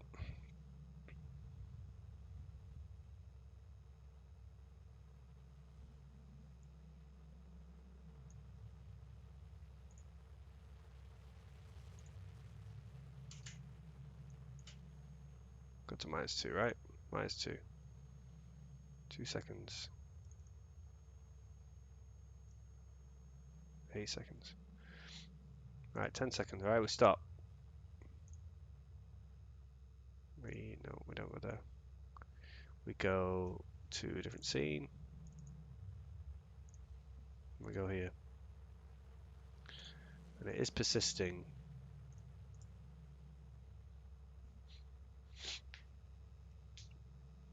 Sweet. Sweet. The problem is we want to invert that. We don't want to be counting up to 2 minutes. We want to... I mean, we could do it as a bar, like a bar that's filling up. I think a countdown is probably easier though. Let's have a little look when it gets to 2 minutes as well. Let's see if it actually does. That looks weird. I need to change the format of that.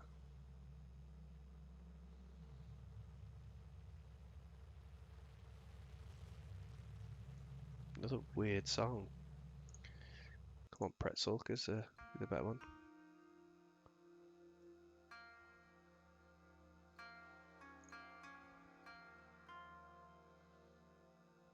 So we'll go -2.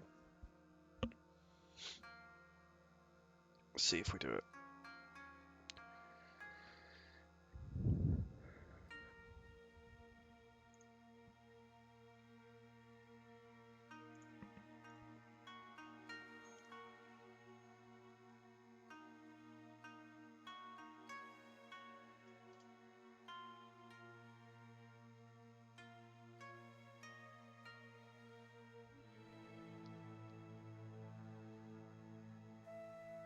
Oh, that didn't work right.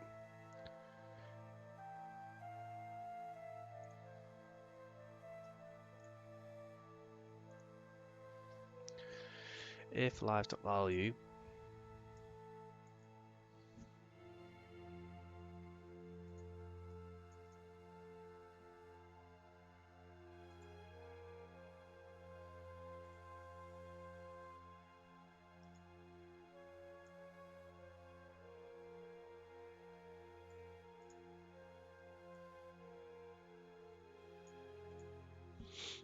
so the difference of time now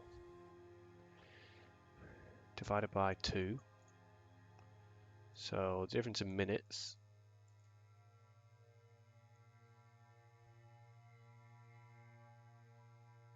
Yeah, it would be 2. Yeah, so 2 divided by 2 is 1.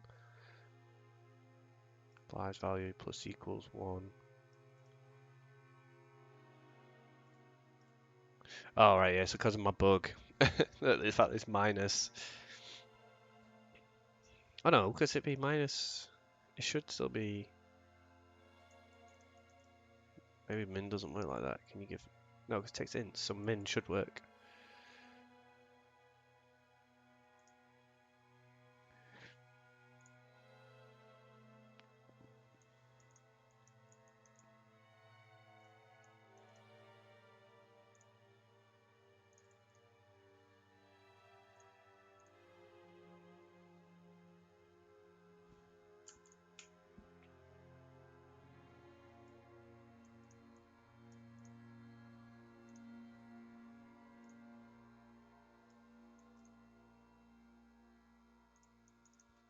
Hmm.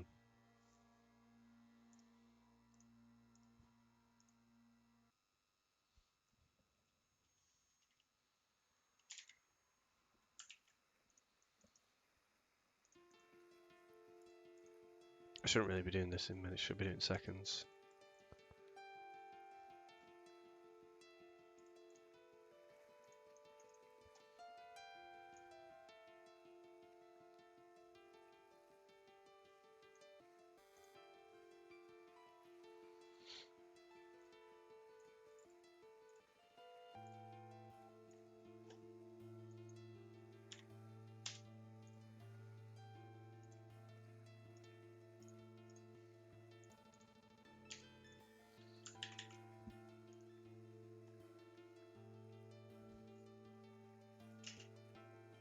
Whoa, how is that? Oh, we've got two different values knocking about. It's getting saved in two different places. And it was loaded from a different file, which is why. So, where's my level controller?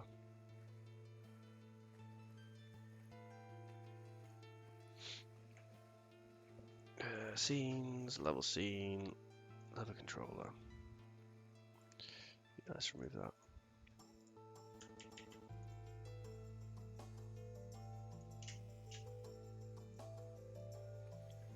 Two, and it's come back to 3. This is. Okay, 3. Right, okay, cool. Why has it gone back to 3 there? I need to delete those files. Let's at least delete those ones.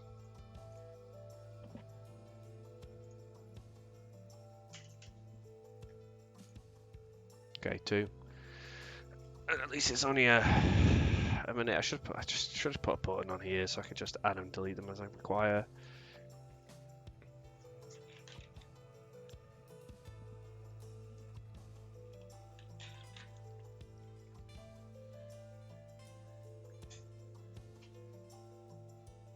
Yeah, in fact, I'm going to change that.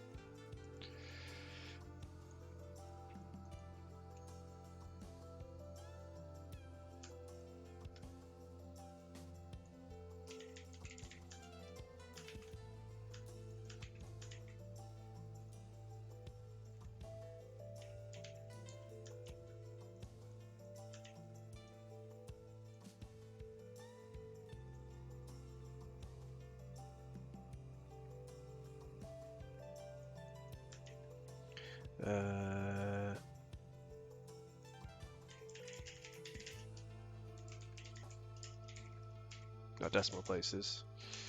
Number.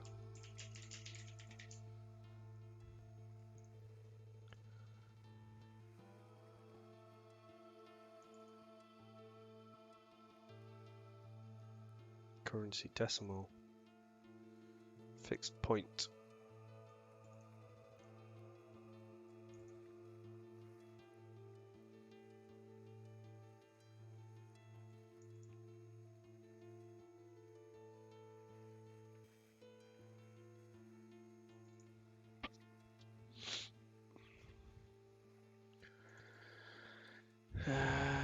Decimal.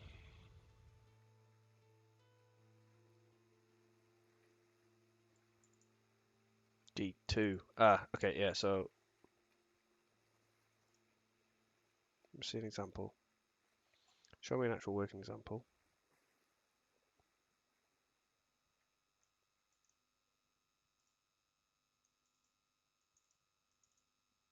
Okay, I see.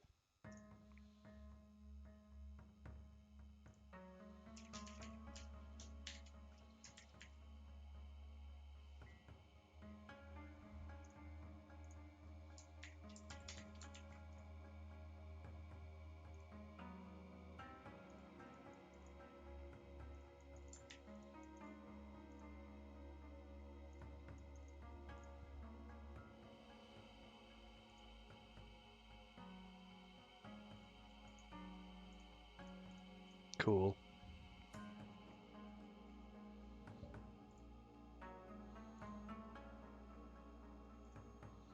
So the difference, yeah, and we do seconds.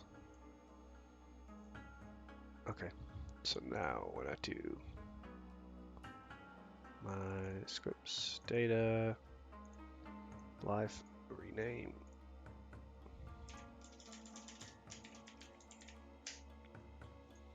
seconds, make that 10.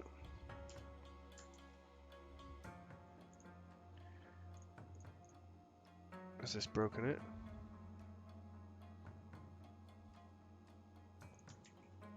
Yeah, that's fine. Okay. Got 1 life. It's got, so we've got 2 there. What?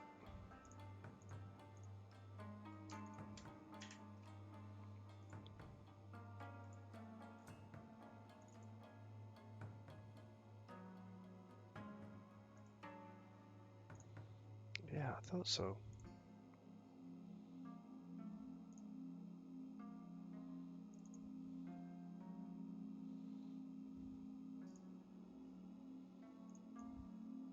joking. That's annoying. New HUD. How'd you lock it? Lock it.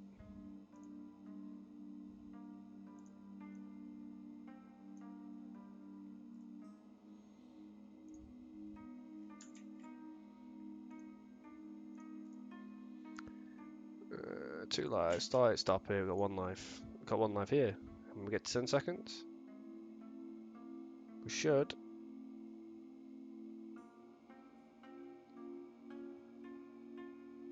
Get to 3.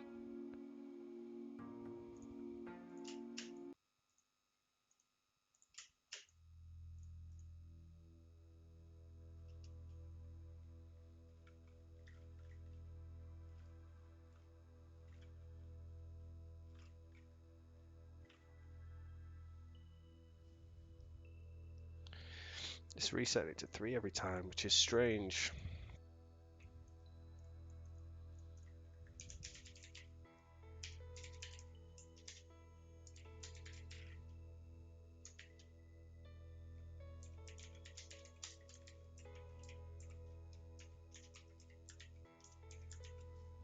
Lives to add.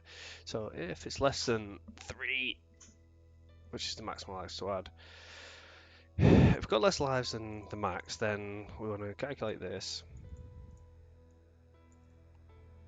Oh.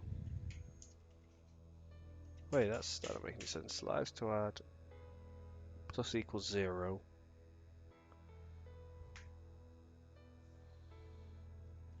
That will make a difference, actually. I will add it in just because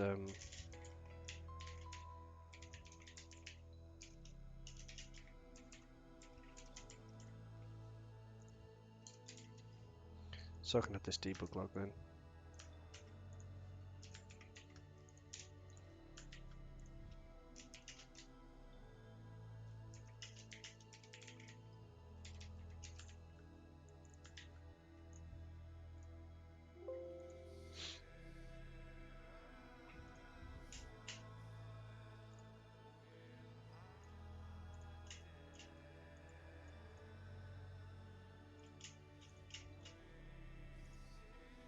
What? What? What now? Oh, look how many freaking scene loaders I've got. They're not a singleton. Holy moly.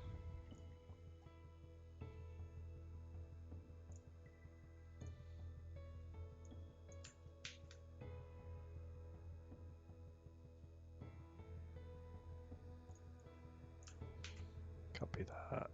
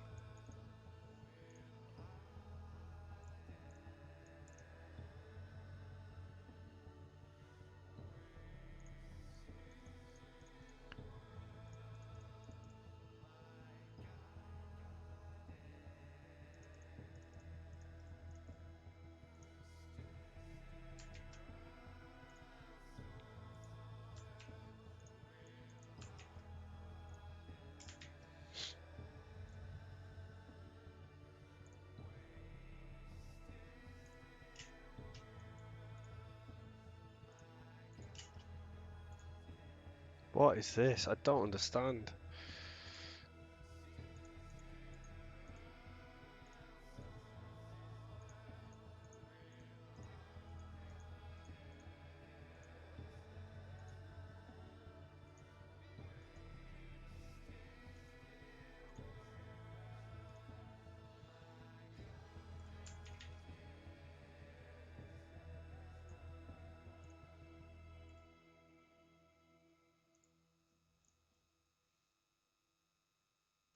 What?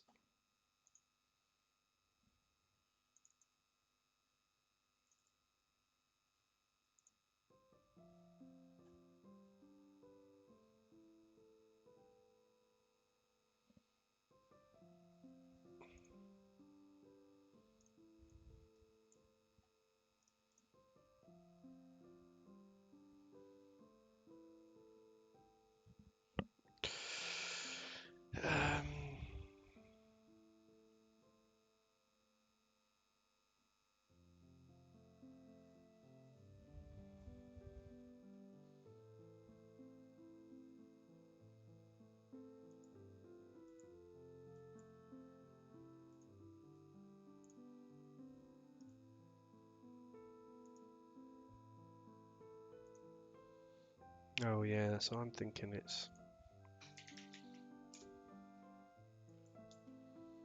Oh, I don't like this.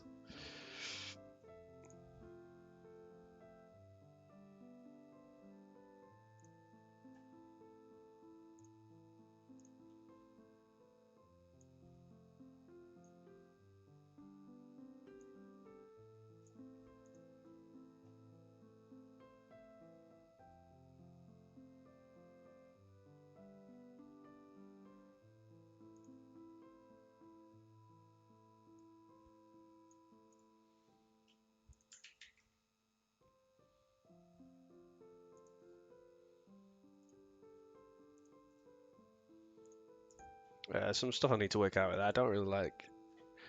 I've got multiple game objects that on destroy and load but work slightly different. Right, 2. Back to 3. What the? Just get rid of this save data here.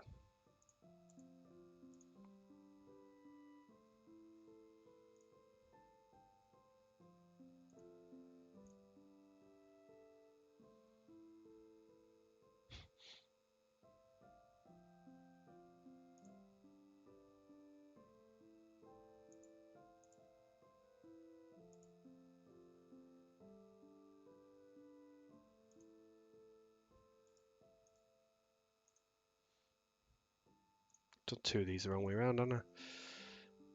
Oh, because you have to have them in the exact same order in 2 different things. So, this is really becoming a nightmare here.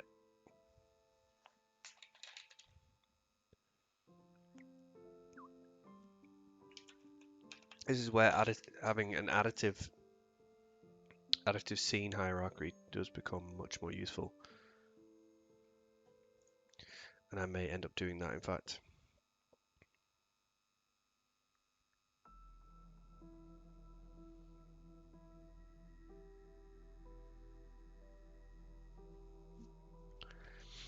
Because this is becoming a right pain in my behind. So level scene, scene loader.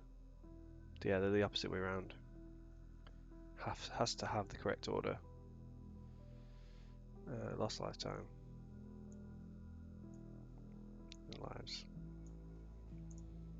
Has to maintain that same order. In fact, let's just start with deleting those. Let's go. Okay. Start by deleting those and then resetting the things in here. Lives 3. Lost life, max lives. That doesn't matter.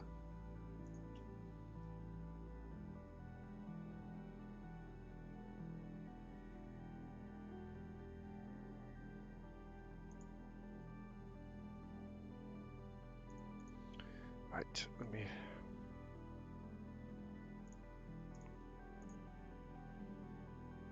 3. 2. Back to 3. For frick's sake.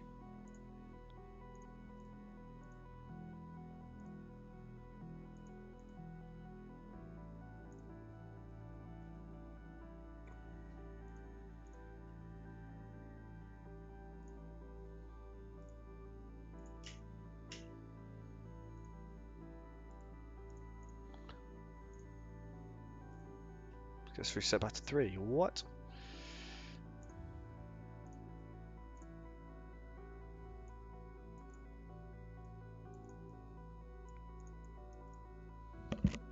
So on awake, sets it back to that.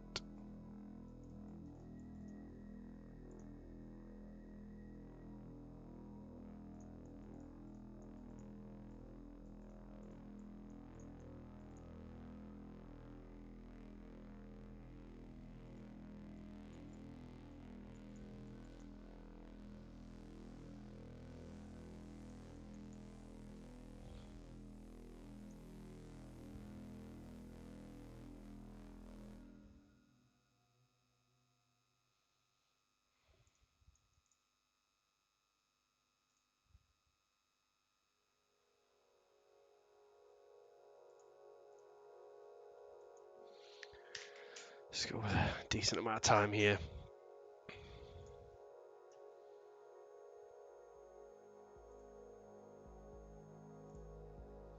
Let's have a little look at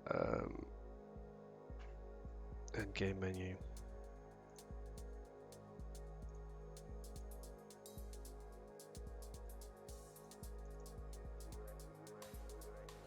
So it sets it there. It definitely sets it, right?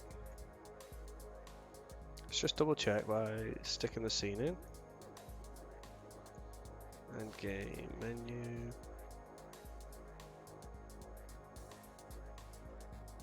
It does have it.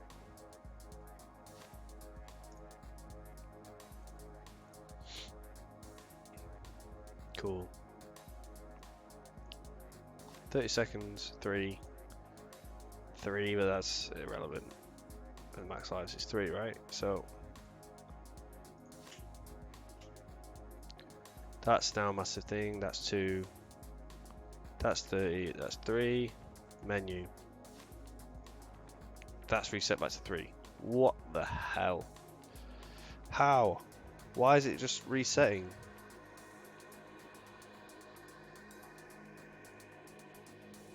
Is it because this has serialized at that point?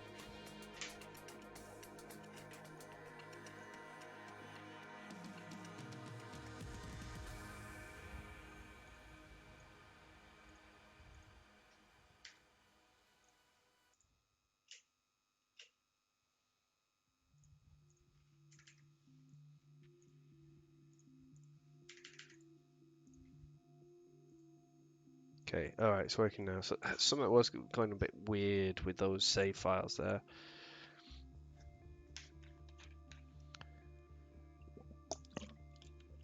So after 30 seconds, it should get a debug.log that'll tell us.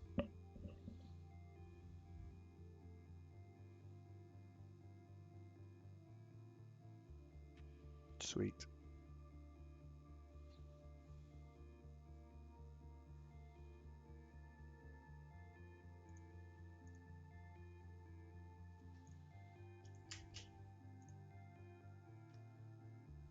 Every freaking time. Oh, I see. Oh, I see, I see. What is...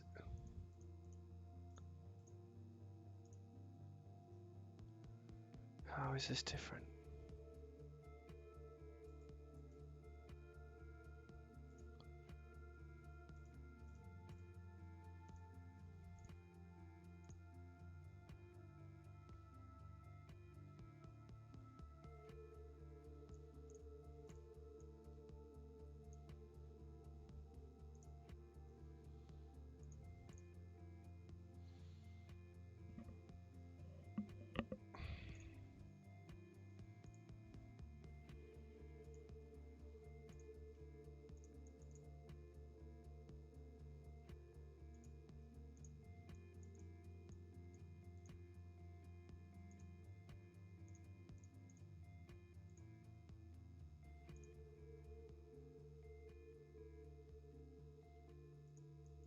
Oh, singletons are biting me in the arse. That is exactly what it is.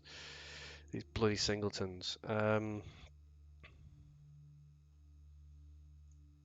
so one thing I can do is...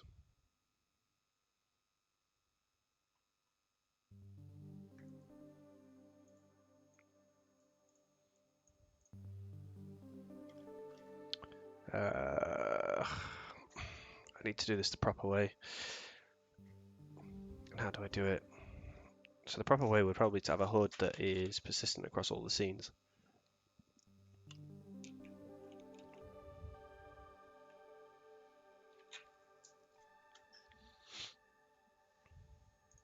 To me, that would be the way to do that.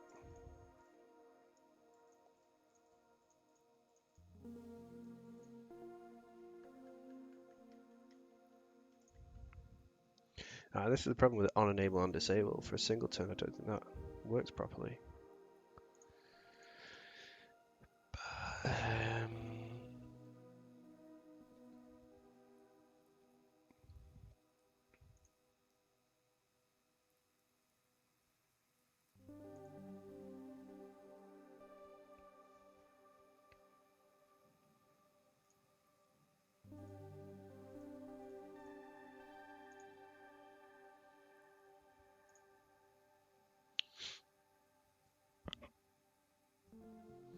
The alternative as well is to have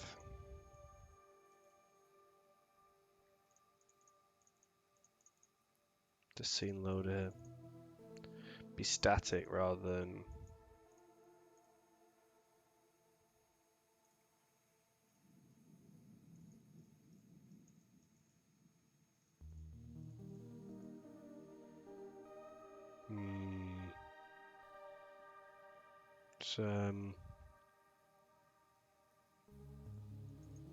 I want to do this really all the time.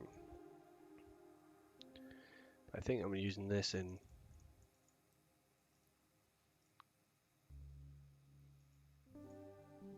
how am I calling load? Oh yeah, I'm setting all the data and then calling that load scene.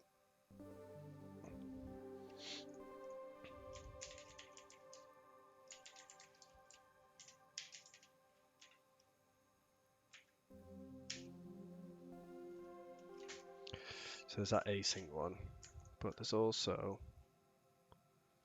load scene mode to the current loaded scenes. I don't know how they stack up though. Like, is it?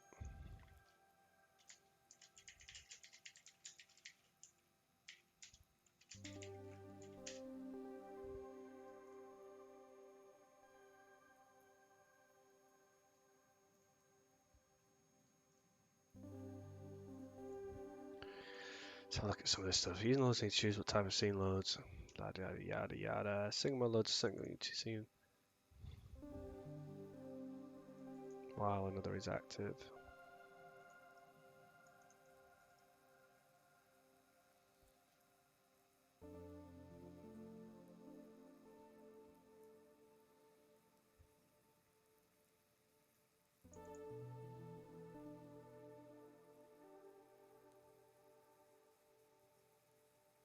Overlapping the other, but I don't get. That's useless.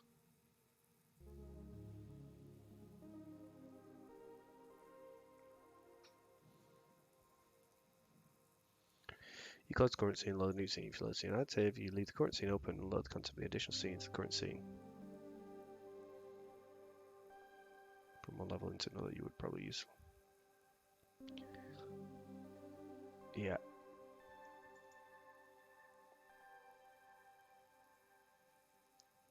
Previous level, you might be able to move. Blah de blah de blah.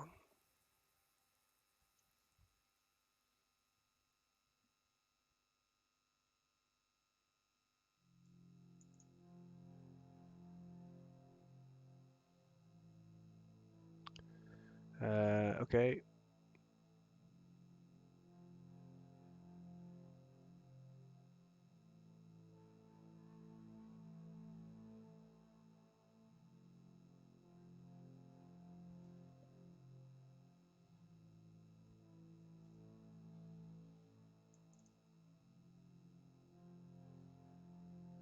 Yep. But how do they overlap?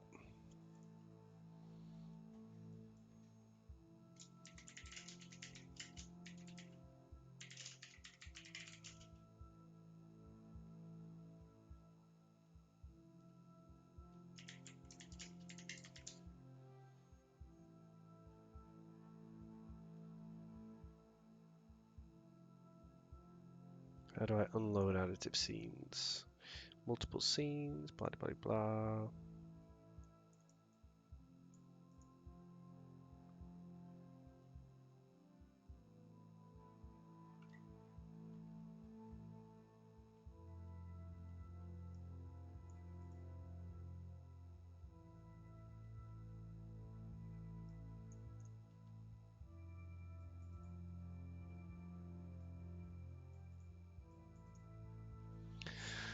I don't know which way to do this now. So I don't really want to change my scene manager right now.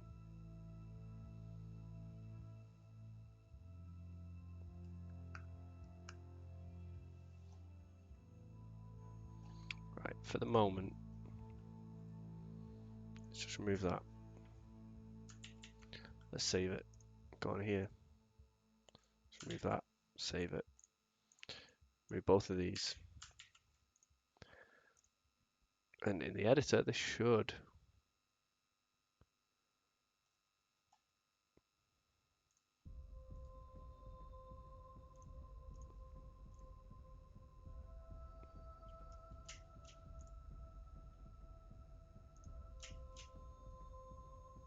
Two lives now.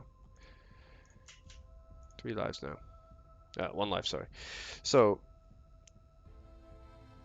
that bit works fine. What I want to see is whether this jumps to 3 or whether it jumps to 2.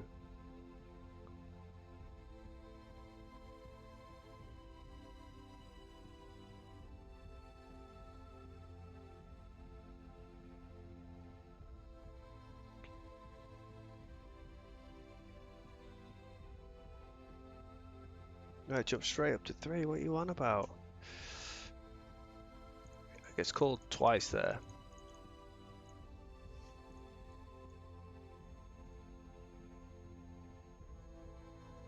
Oh, I see.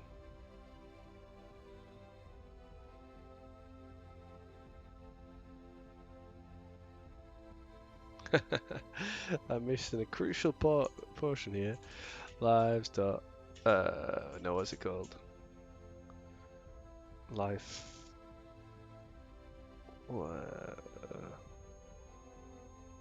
Lost lifetime.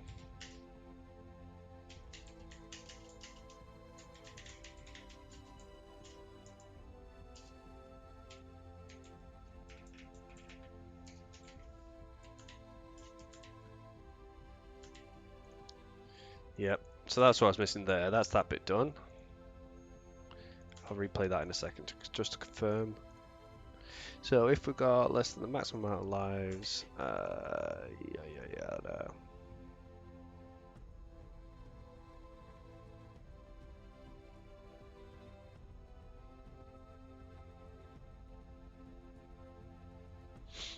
no. No, this isn't going to work either. Lives to add, because if I've got like...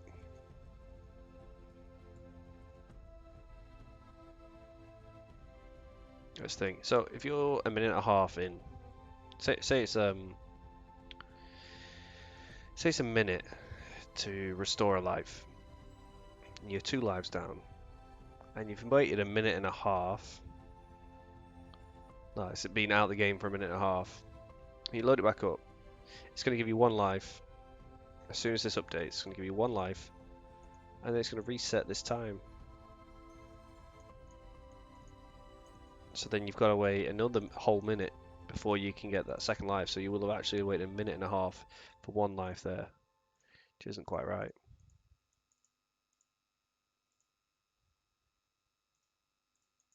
So we want to do...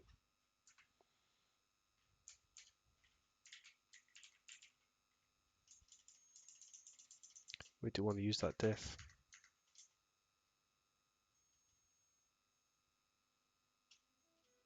Diff.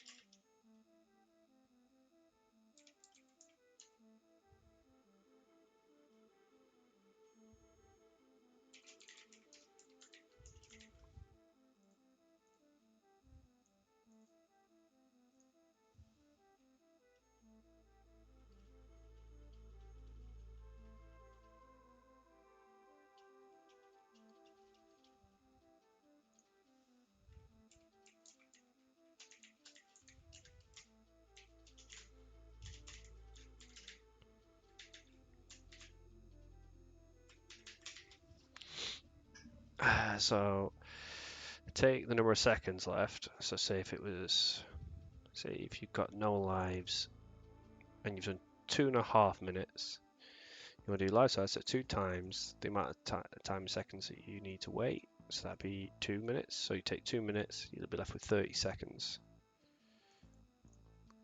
Yeah.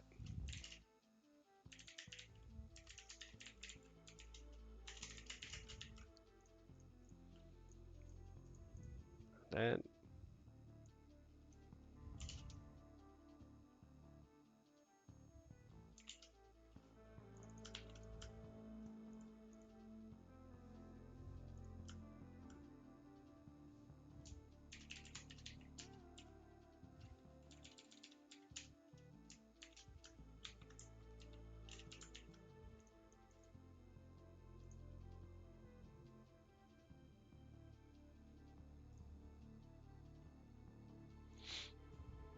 Yeah, no, sorry. Minus that.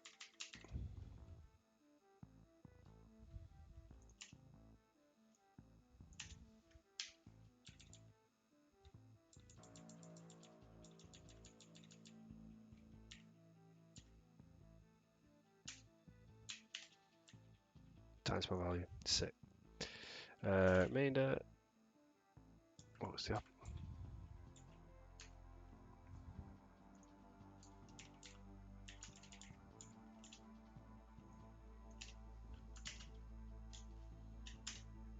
Where? So you can do add seconds, add hours.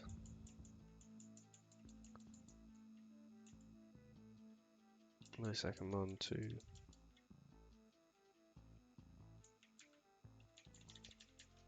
Add seconds. Double. Oh, that's annoying. Has to be a double. No, I'll do the time span. Subtract.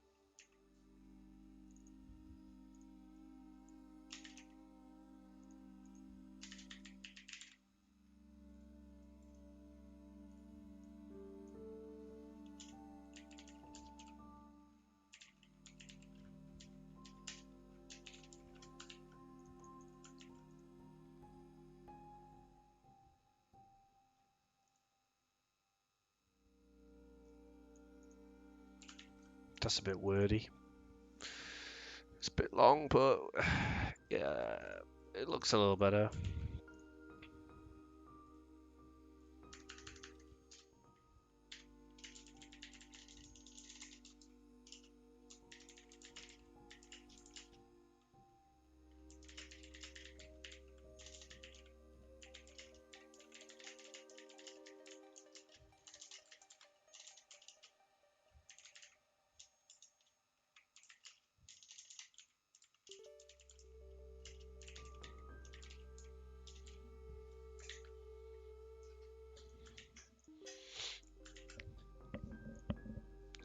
Alright, so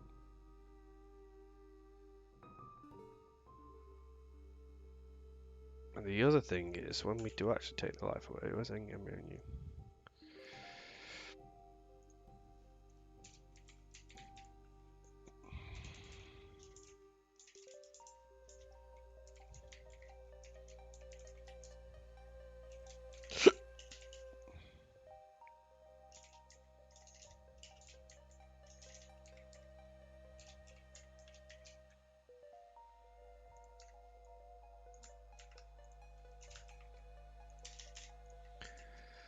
So we only want to add that. The amount of lives less than the max lives.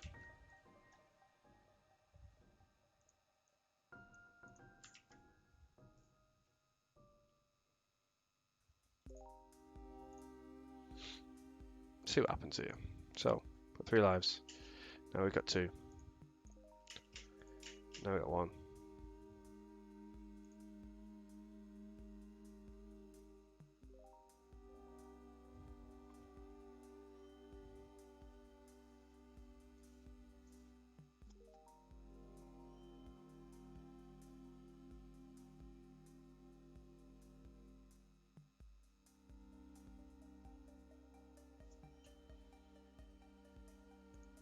Right, stop that. 1, 2, 3, 4. Okay, so now we're counting into the next life. So now if we restart, got 10 seconds in. So I think that's cool. I think we're cool with that. So we start.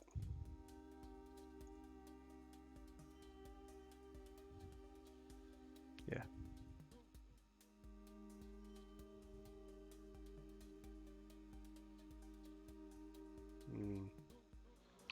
So now let's, okay.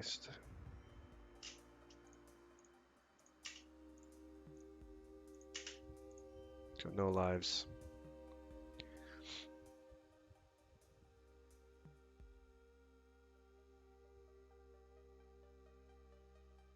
Right.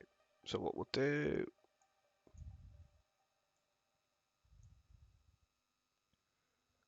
is start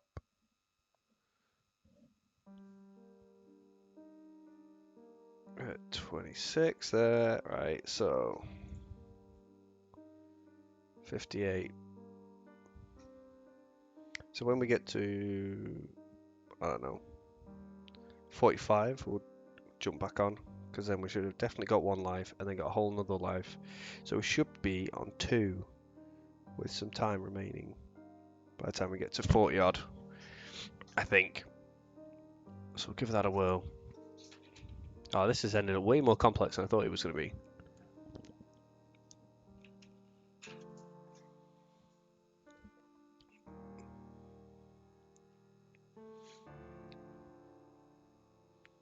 Alright, so by now we should have 2 lives. Let's go and have a look. No, we don't have none. I don't understand that.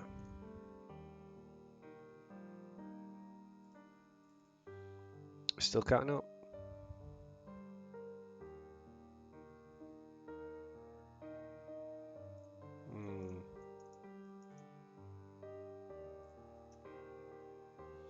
How is this so much harder than it seems?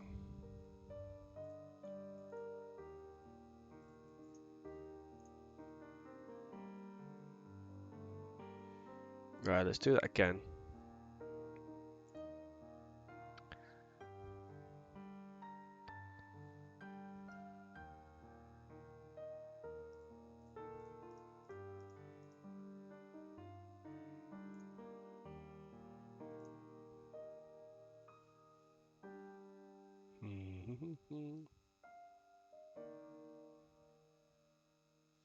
I forgot to have a look what time it was.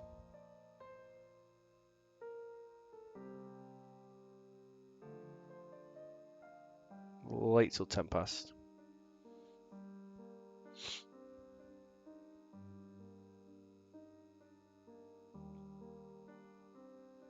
In fact, that should do it. Right, 12. How is it 12?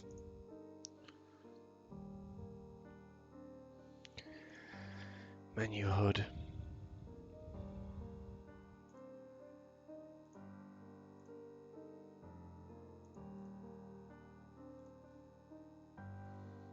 I'm not actually outputting any of that, am I?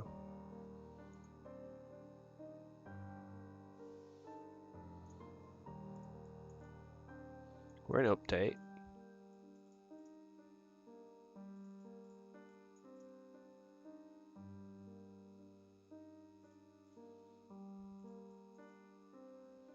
It's weird because it did have like 1 minute 12.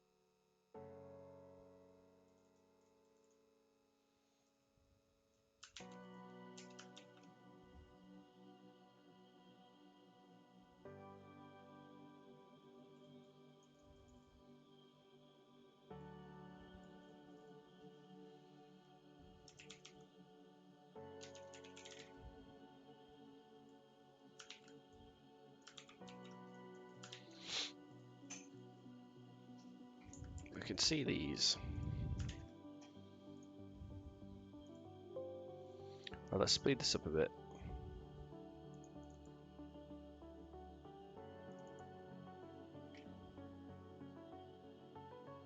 Okay, weird.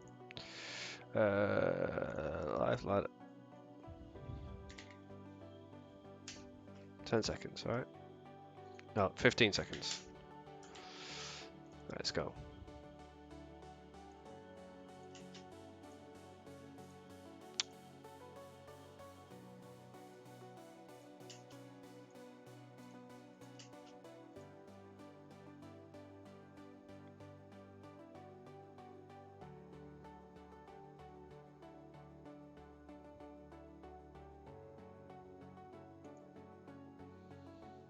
Live to add 2.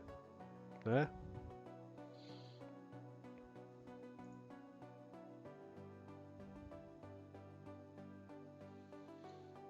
I wait a long time, and then it's definitely had enough time to do it.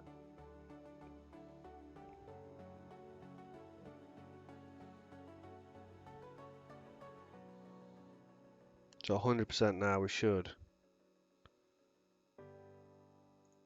Yeah.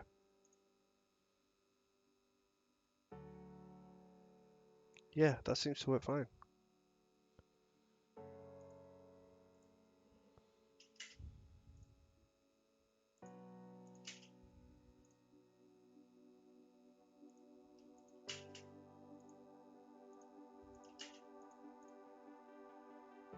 It does reset every time. That's annoying.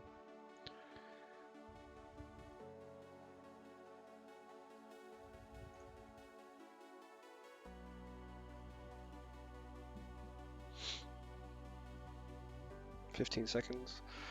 Lives to add was 1.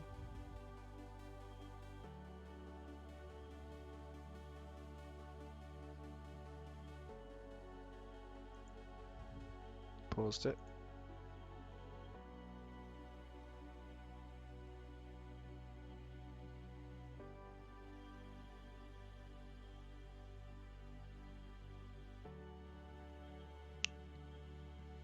This is painful, this.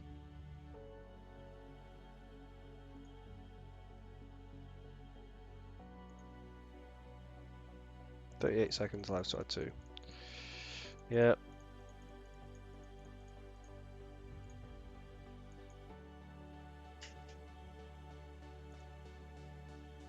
Why is it going back to 3?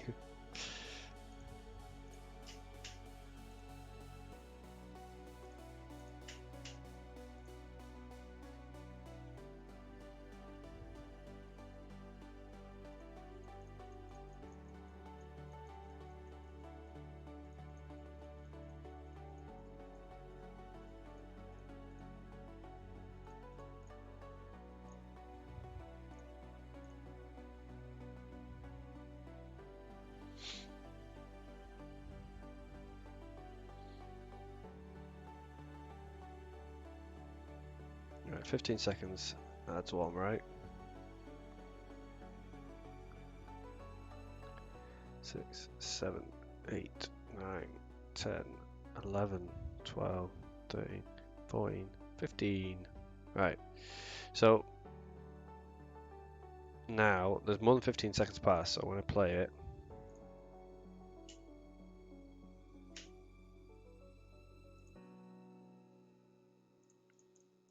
It's like it's not getting set. Why is it not getting set? Where's the end game menu?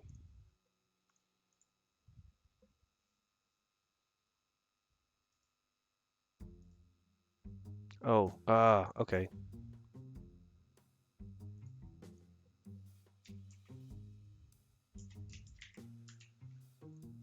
It's opposite of that.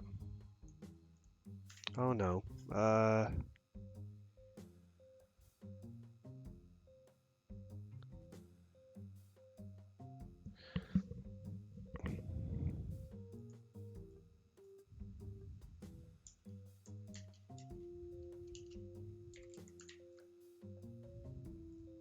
The number of lives is max, so if it's at max, then we set a thing. Otherwise, we let it take care of it because there's already one set and we're happy with it. So that should now work properly. All right, let's see what happens there. Right, we've got 3 lives. We're going to make sure we wait 15 seconds, and when we jump in, we'll lose a life, but we shouldn't instantly regain one. And likewise, when we then play immediately after that, when we go back to the main menu, we should still be counting up in our levels. So now, right, so we press this, we go end the life 2, right, 3 seconds in, 4 seconds in, 5 seconds in, 6 seconds in, 7 seconds in, still only got 1 life, but we have dropped a life. We've got 1 life now, but we're still on the same amount of time. Sweet, I think that works. Got 2. Where did that come in? And that, we're already 9 seconds in. We lost a life.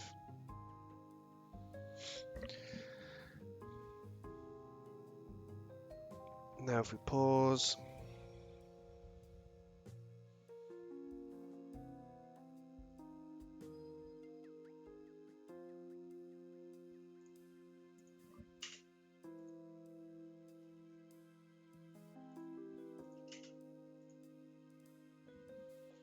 and this one,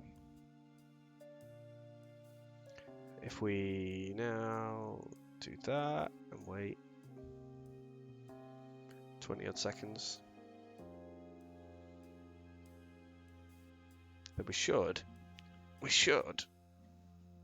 just about, so it should jump to, let's clear this, clear that.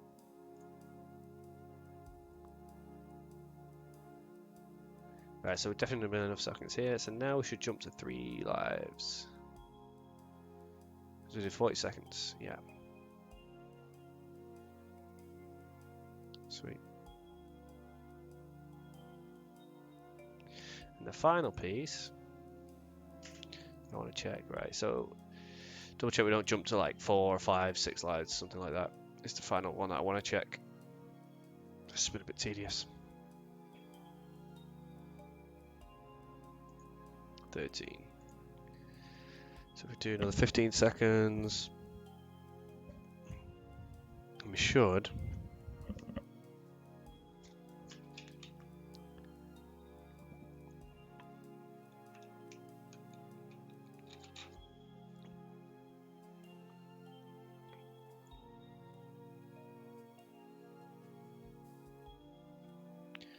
should be now 30 seconds. It'll say lives to add will be 2, but we should still only be getting to 3. Yeah, fantastic. Awesome.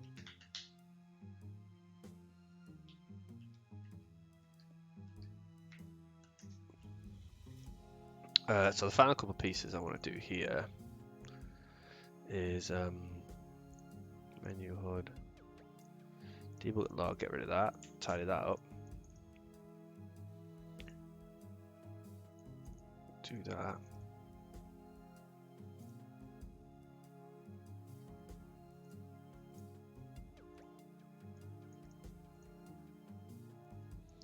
Equals date time.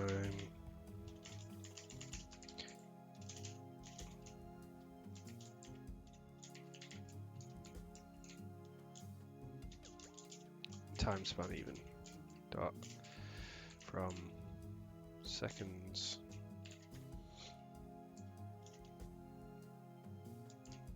What's it? Live. Add second start value.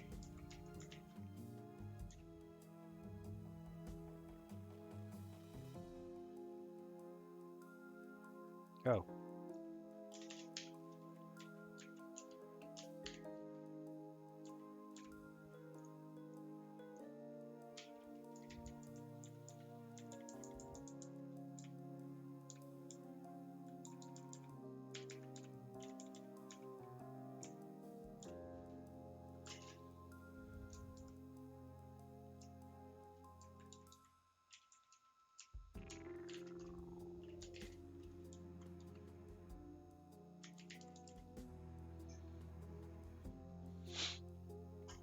Double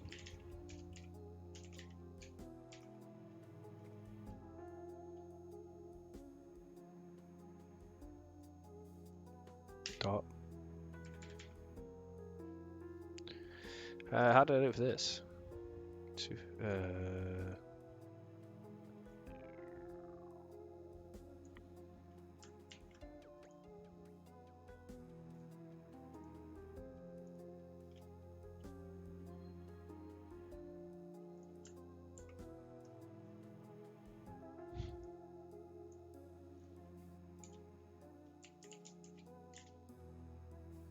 Max timer. Time.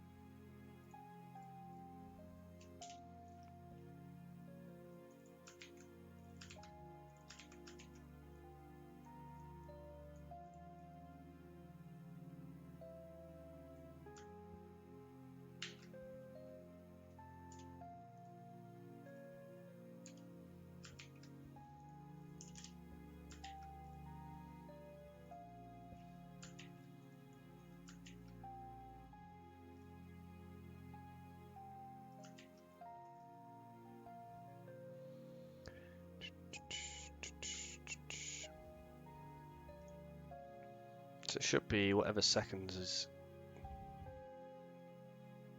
So if I change this to 10, 80.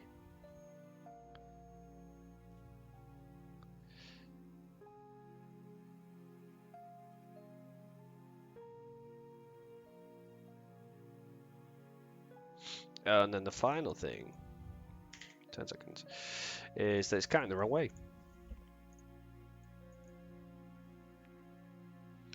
So we've got time, a difference in time. So we want to do 1 minus that, right? So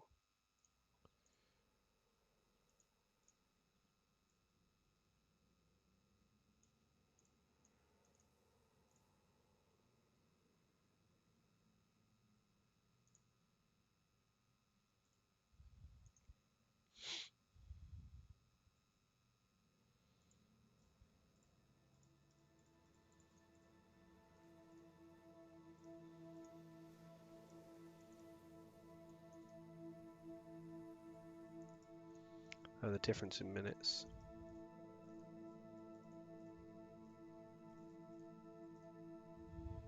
Time at last life.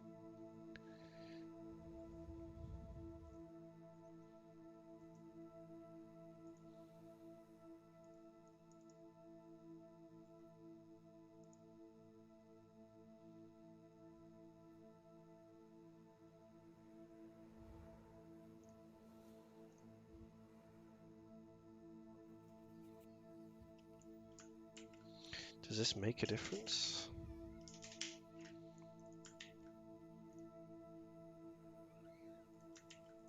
I mean, one's negative, one's positive. Does that?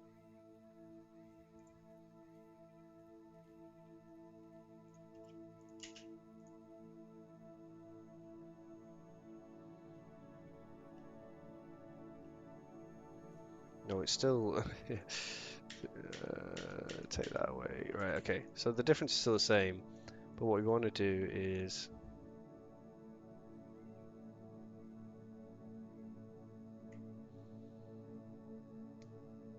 for every. Why can't I figure this out? This is baffling my head. I think I'm getting too tired.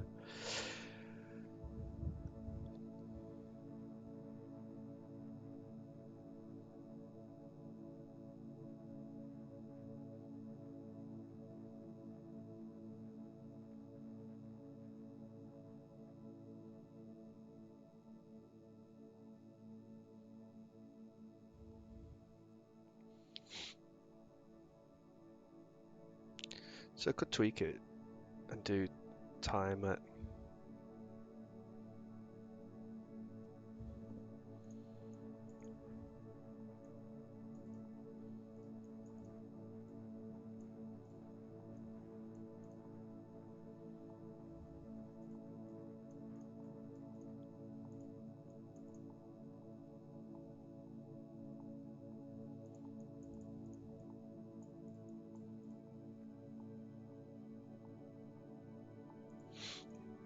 Yeah, so this is better because I can add multiple lives at once, right? If I was to do it where I add it to the future, so say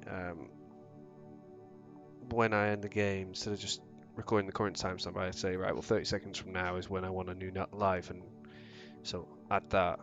Then this bit gets more complicated with the, you know, if you've been away for 2 minutes, you want all your lives back, really. Just need to reverse the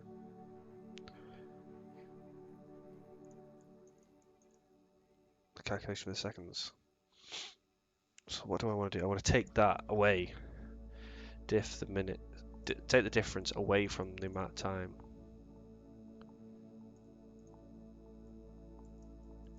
Yeah, that's it. So, time span, reverse, equals the difference, which is that. And I want to do live add second start value minus diff seconds.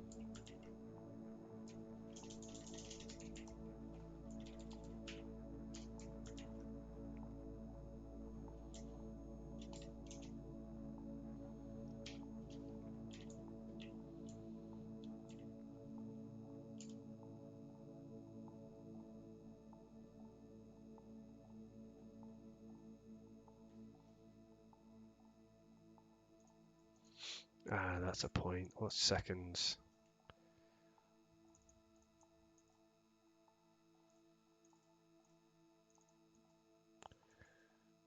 I don't know.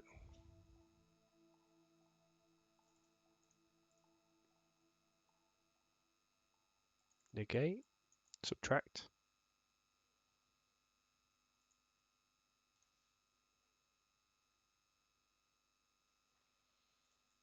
Could do it. Could do it as a subtraction.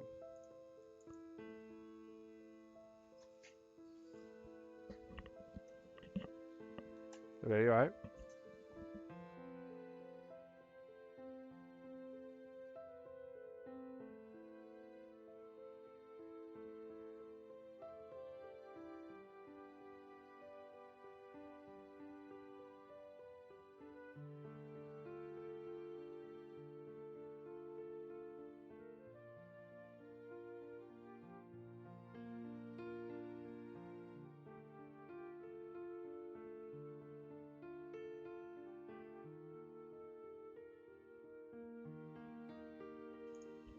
There we go.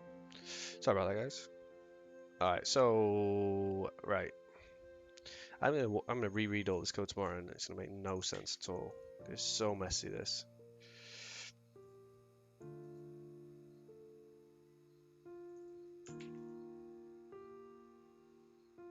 Yep. So I've got this actually. Max time and time.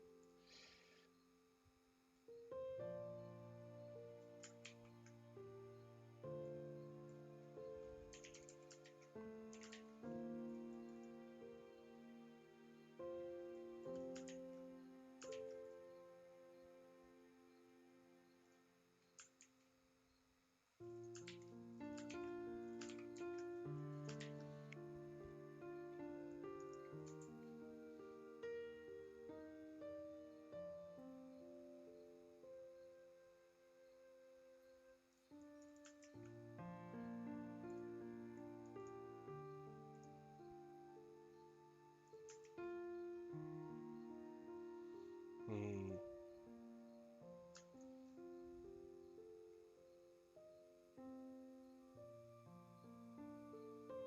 I don't think that's right. I'm using that in two different ways.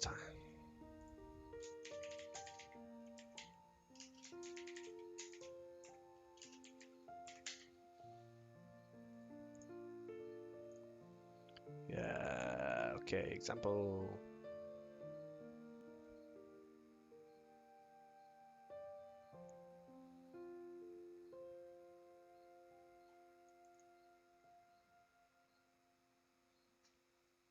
So what is it?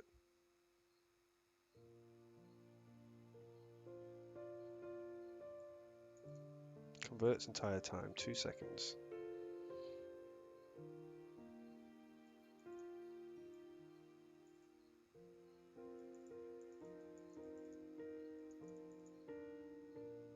Yeah, okay. I don't know what this 100 is. Okay, so I'm using that wrong. So I need to be using total in a few places there. In particular, this. Total seconds equals that.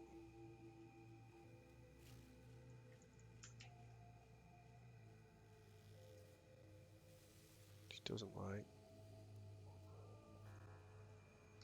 Int.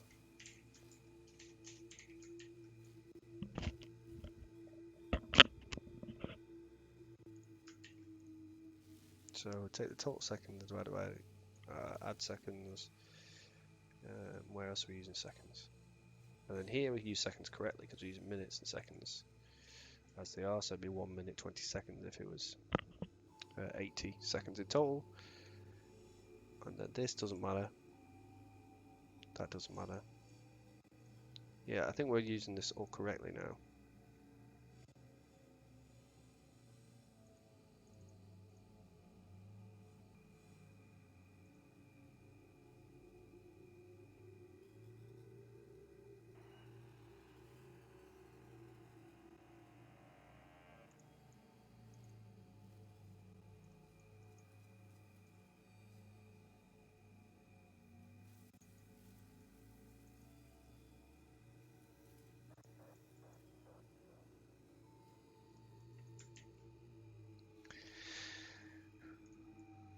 Okay.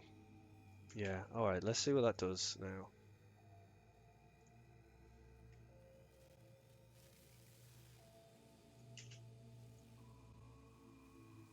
6, 5, 4, 3, 2, 1.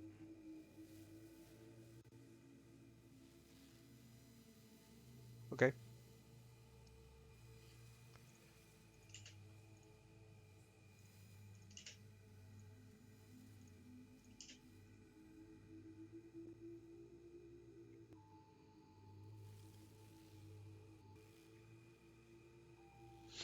That's fine for me, that. There is the fact that it does go to 0 for a second. It starts at 9. But you can't be too picky. I think I'm happy with that.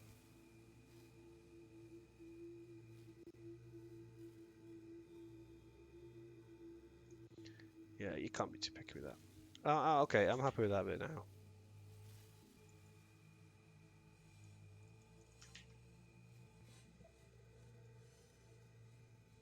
Okay, right, I think I'm going to call it a day there.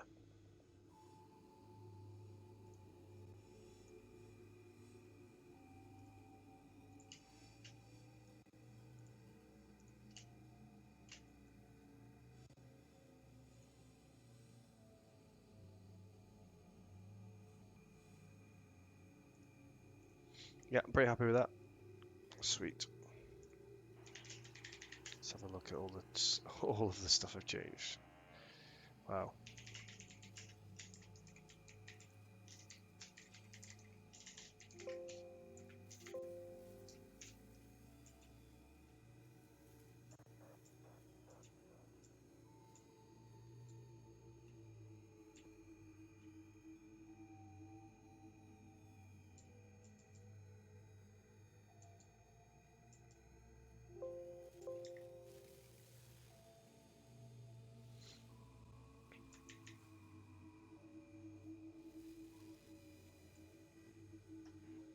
Just want to have a quick look at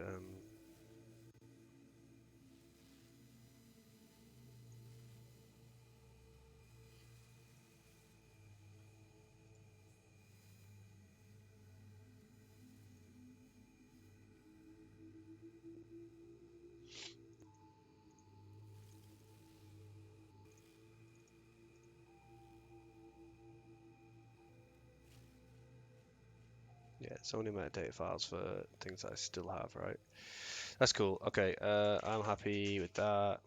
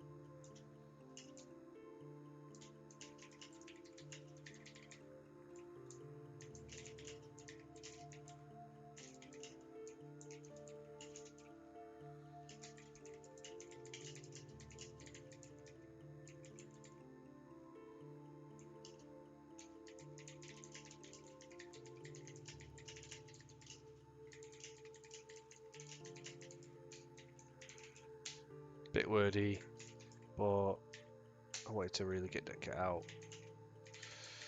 what I was saying there. I bet this will complain now. It says save project. Will it? No. Cool. Right, that was some good progress for today. Yeah. Cheers, guys. That was really good. Finally got there. There's still a little bit of work to be done with the loading and saving of that persistent data. But we at least got the lives working persistently, which was good. And I don't think it's going to be too much more work to get the actual time, the lifetimer thing working persistently as well. I just need to sort out how I'm doing my scene management or my persistent objects, game objects across the scenes. So I either need to add the HUD as an additive scene to all my scenes, or alternatively I could have it so all my scenes are added additively. So you have one main scene and then everything else is adding and removing scenes that just go on top of that. But I think I would have to change a little bit my structure in terms of like cameras and things. I think, but I'm not really sure. So I need to look into that. Anyway, right, it should hopefully be on tomorrow and Thursday, as I've got a little bit of time this week. Anyway, see you all soon. Bye now.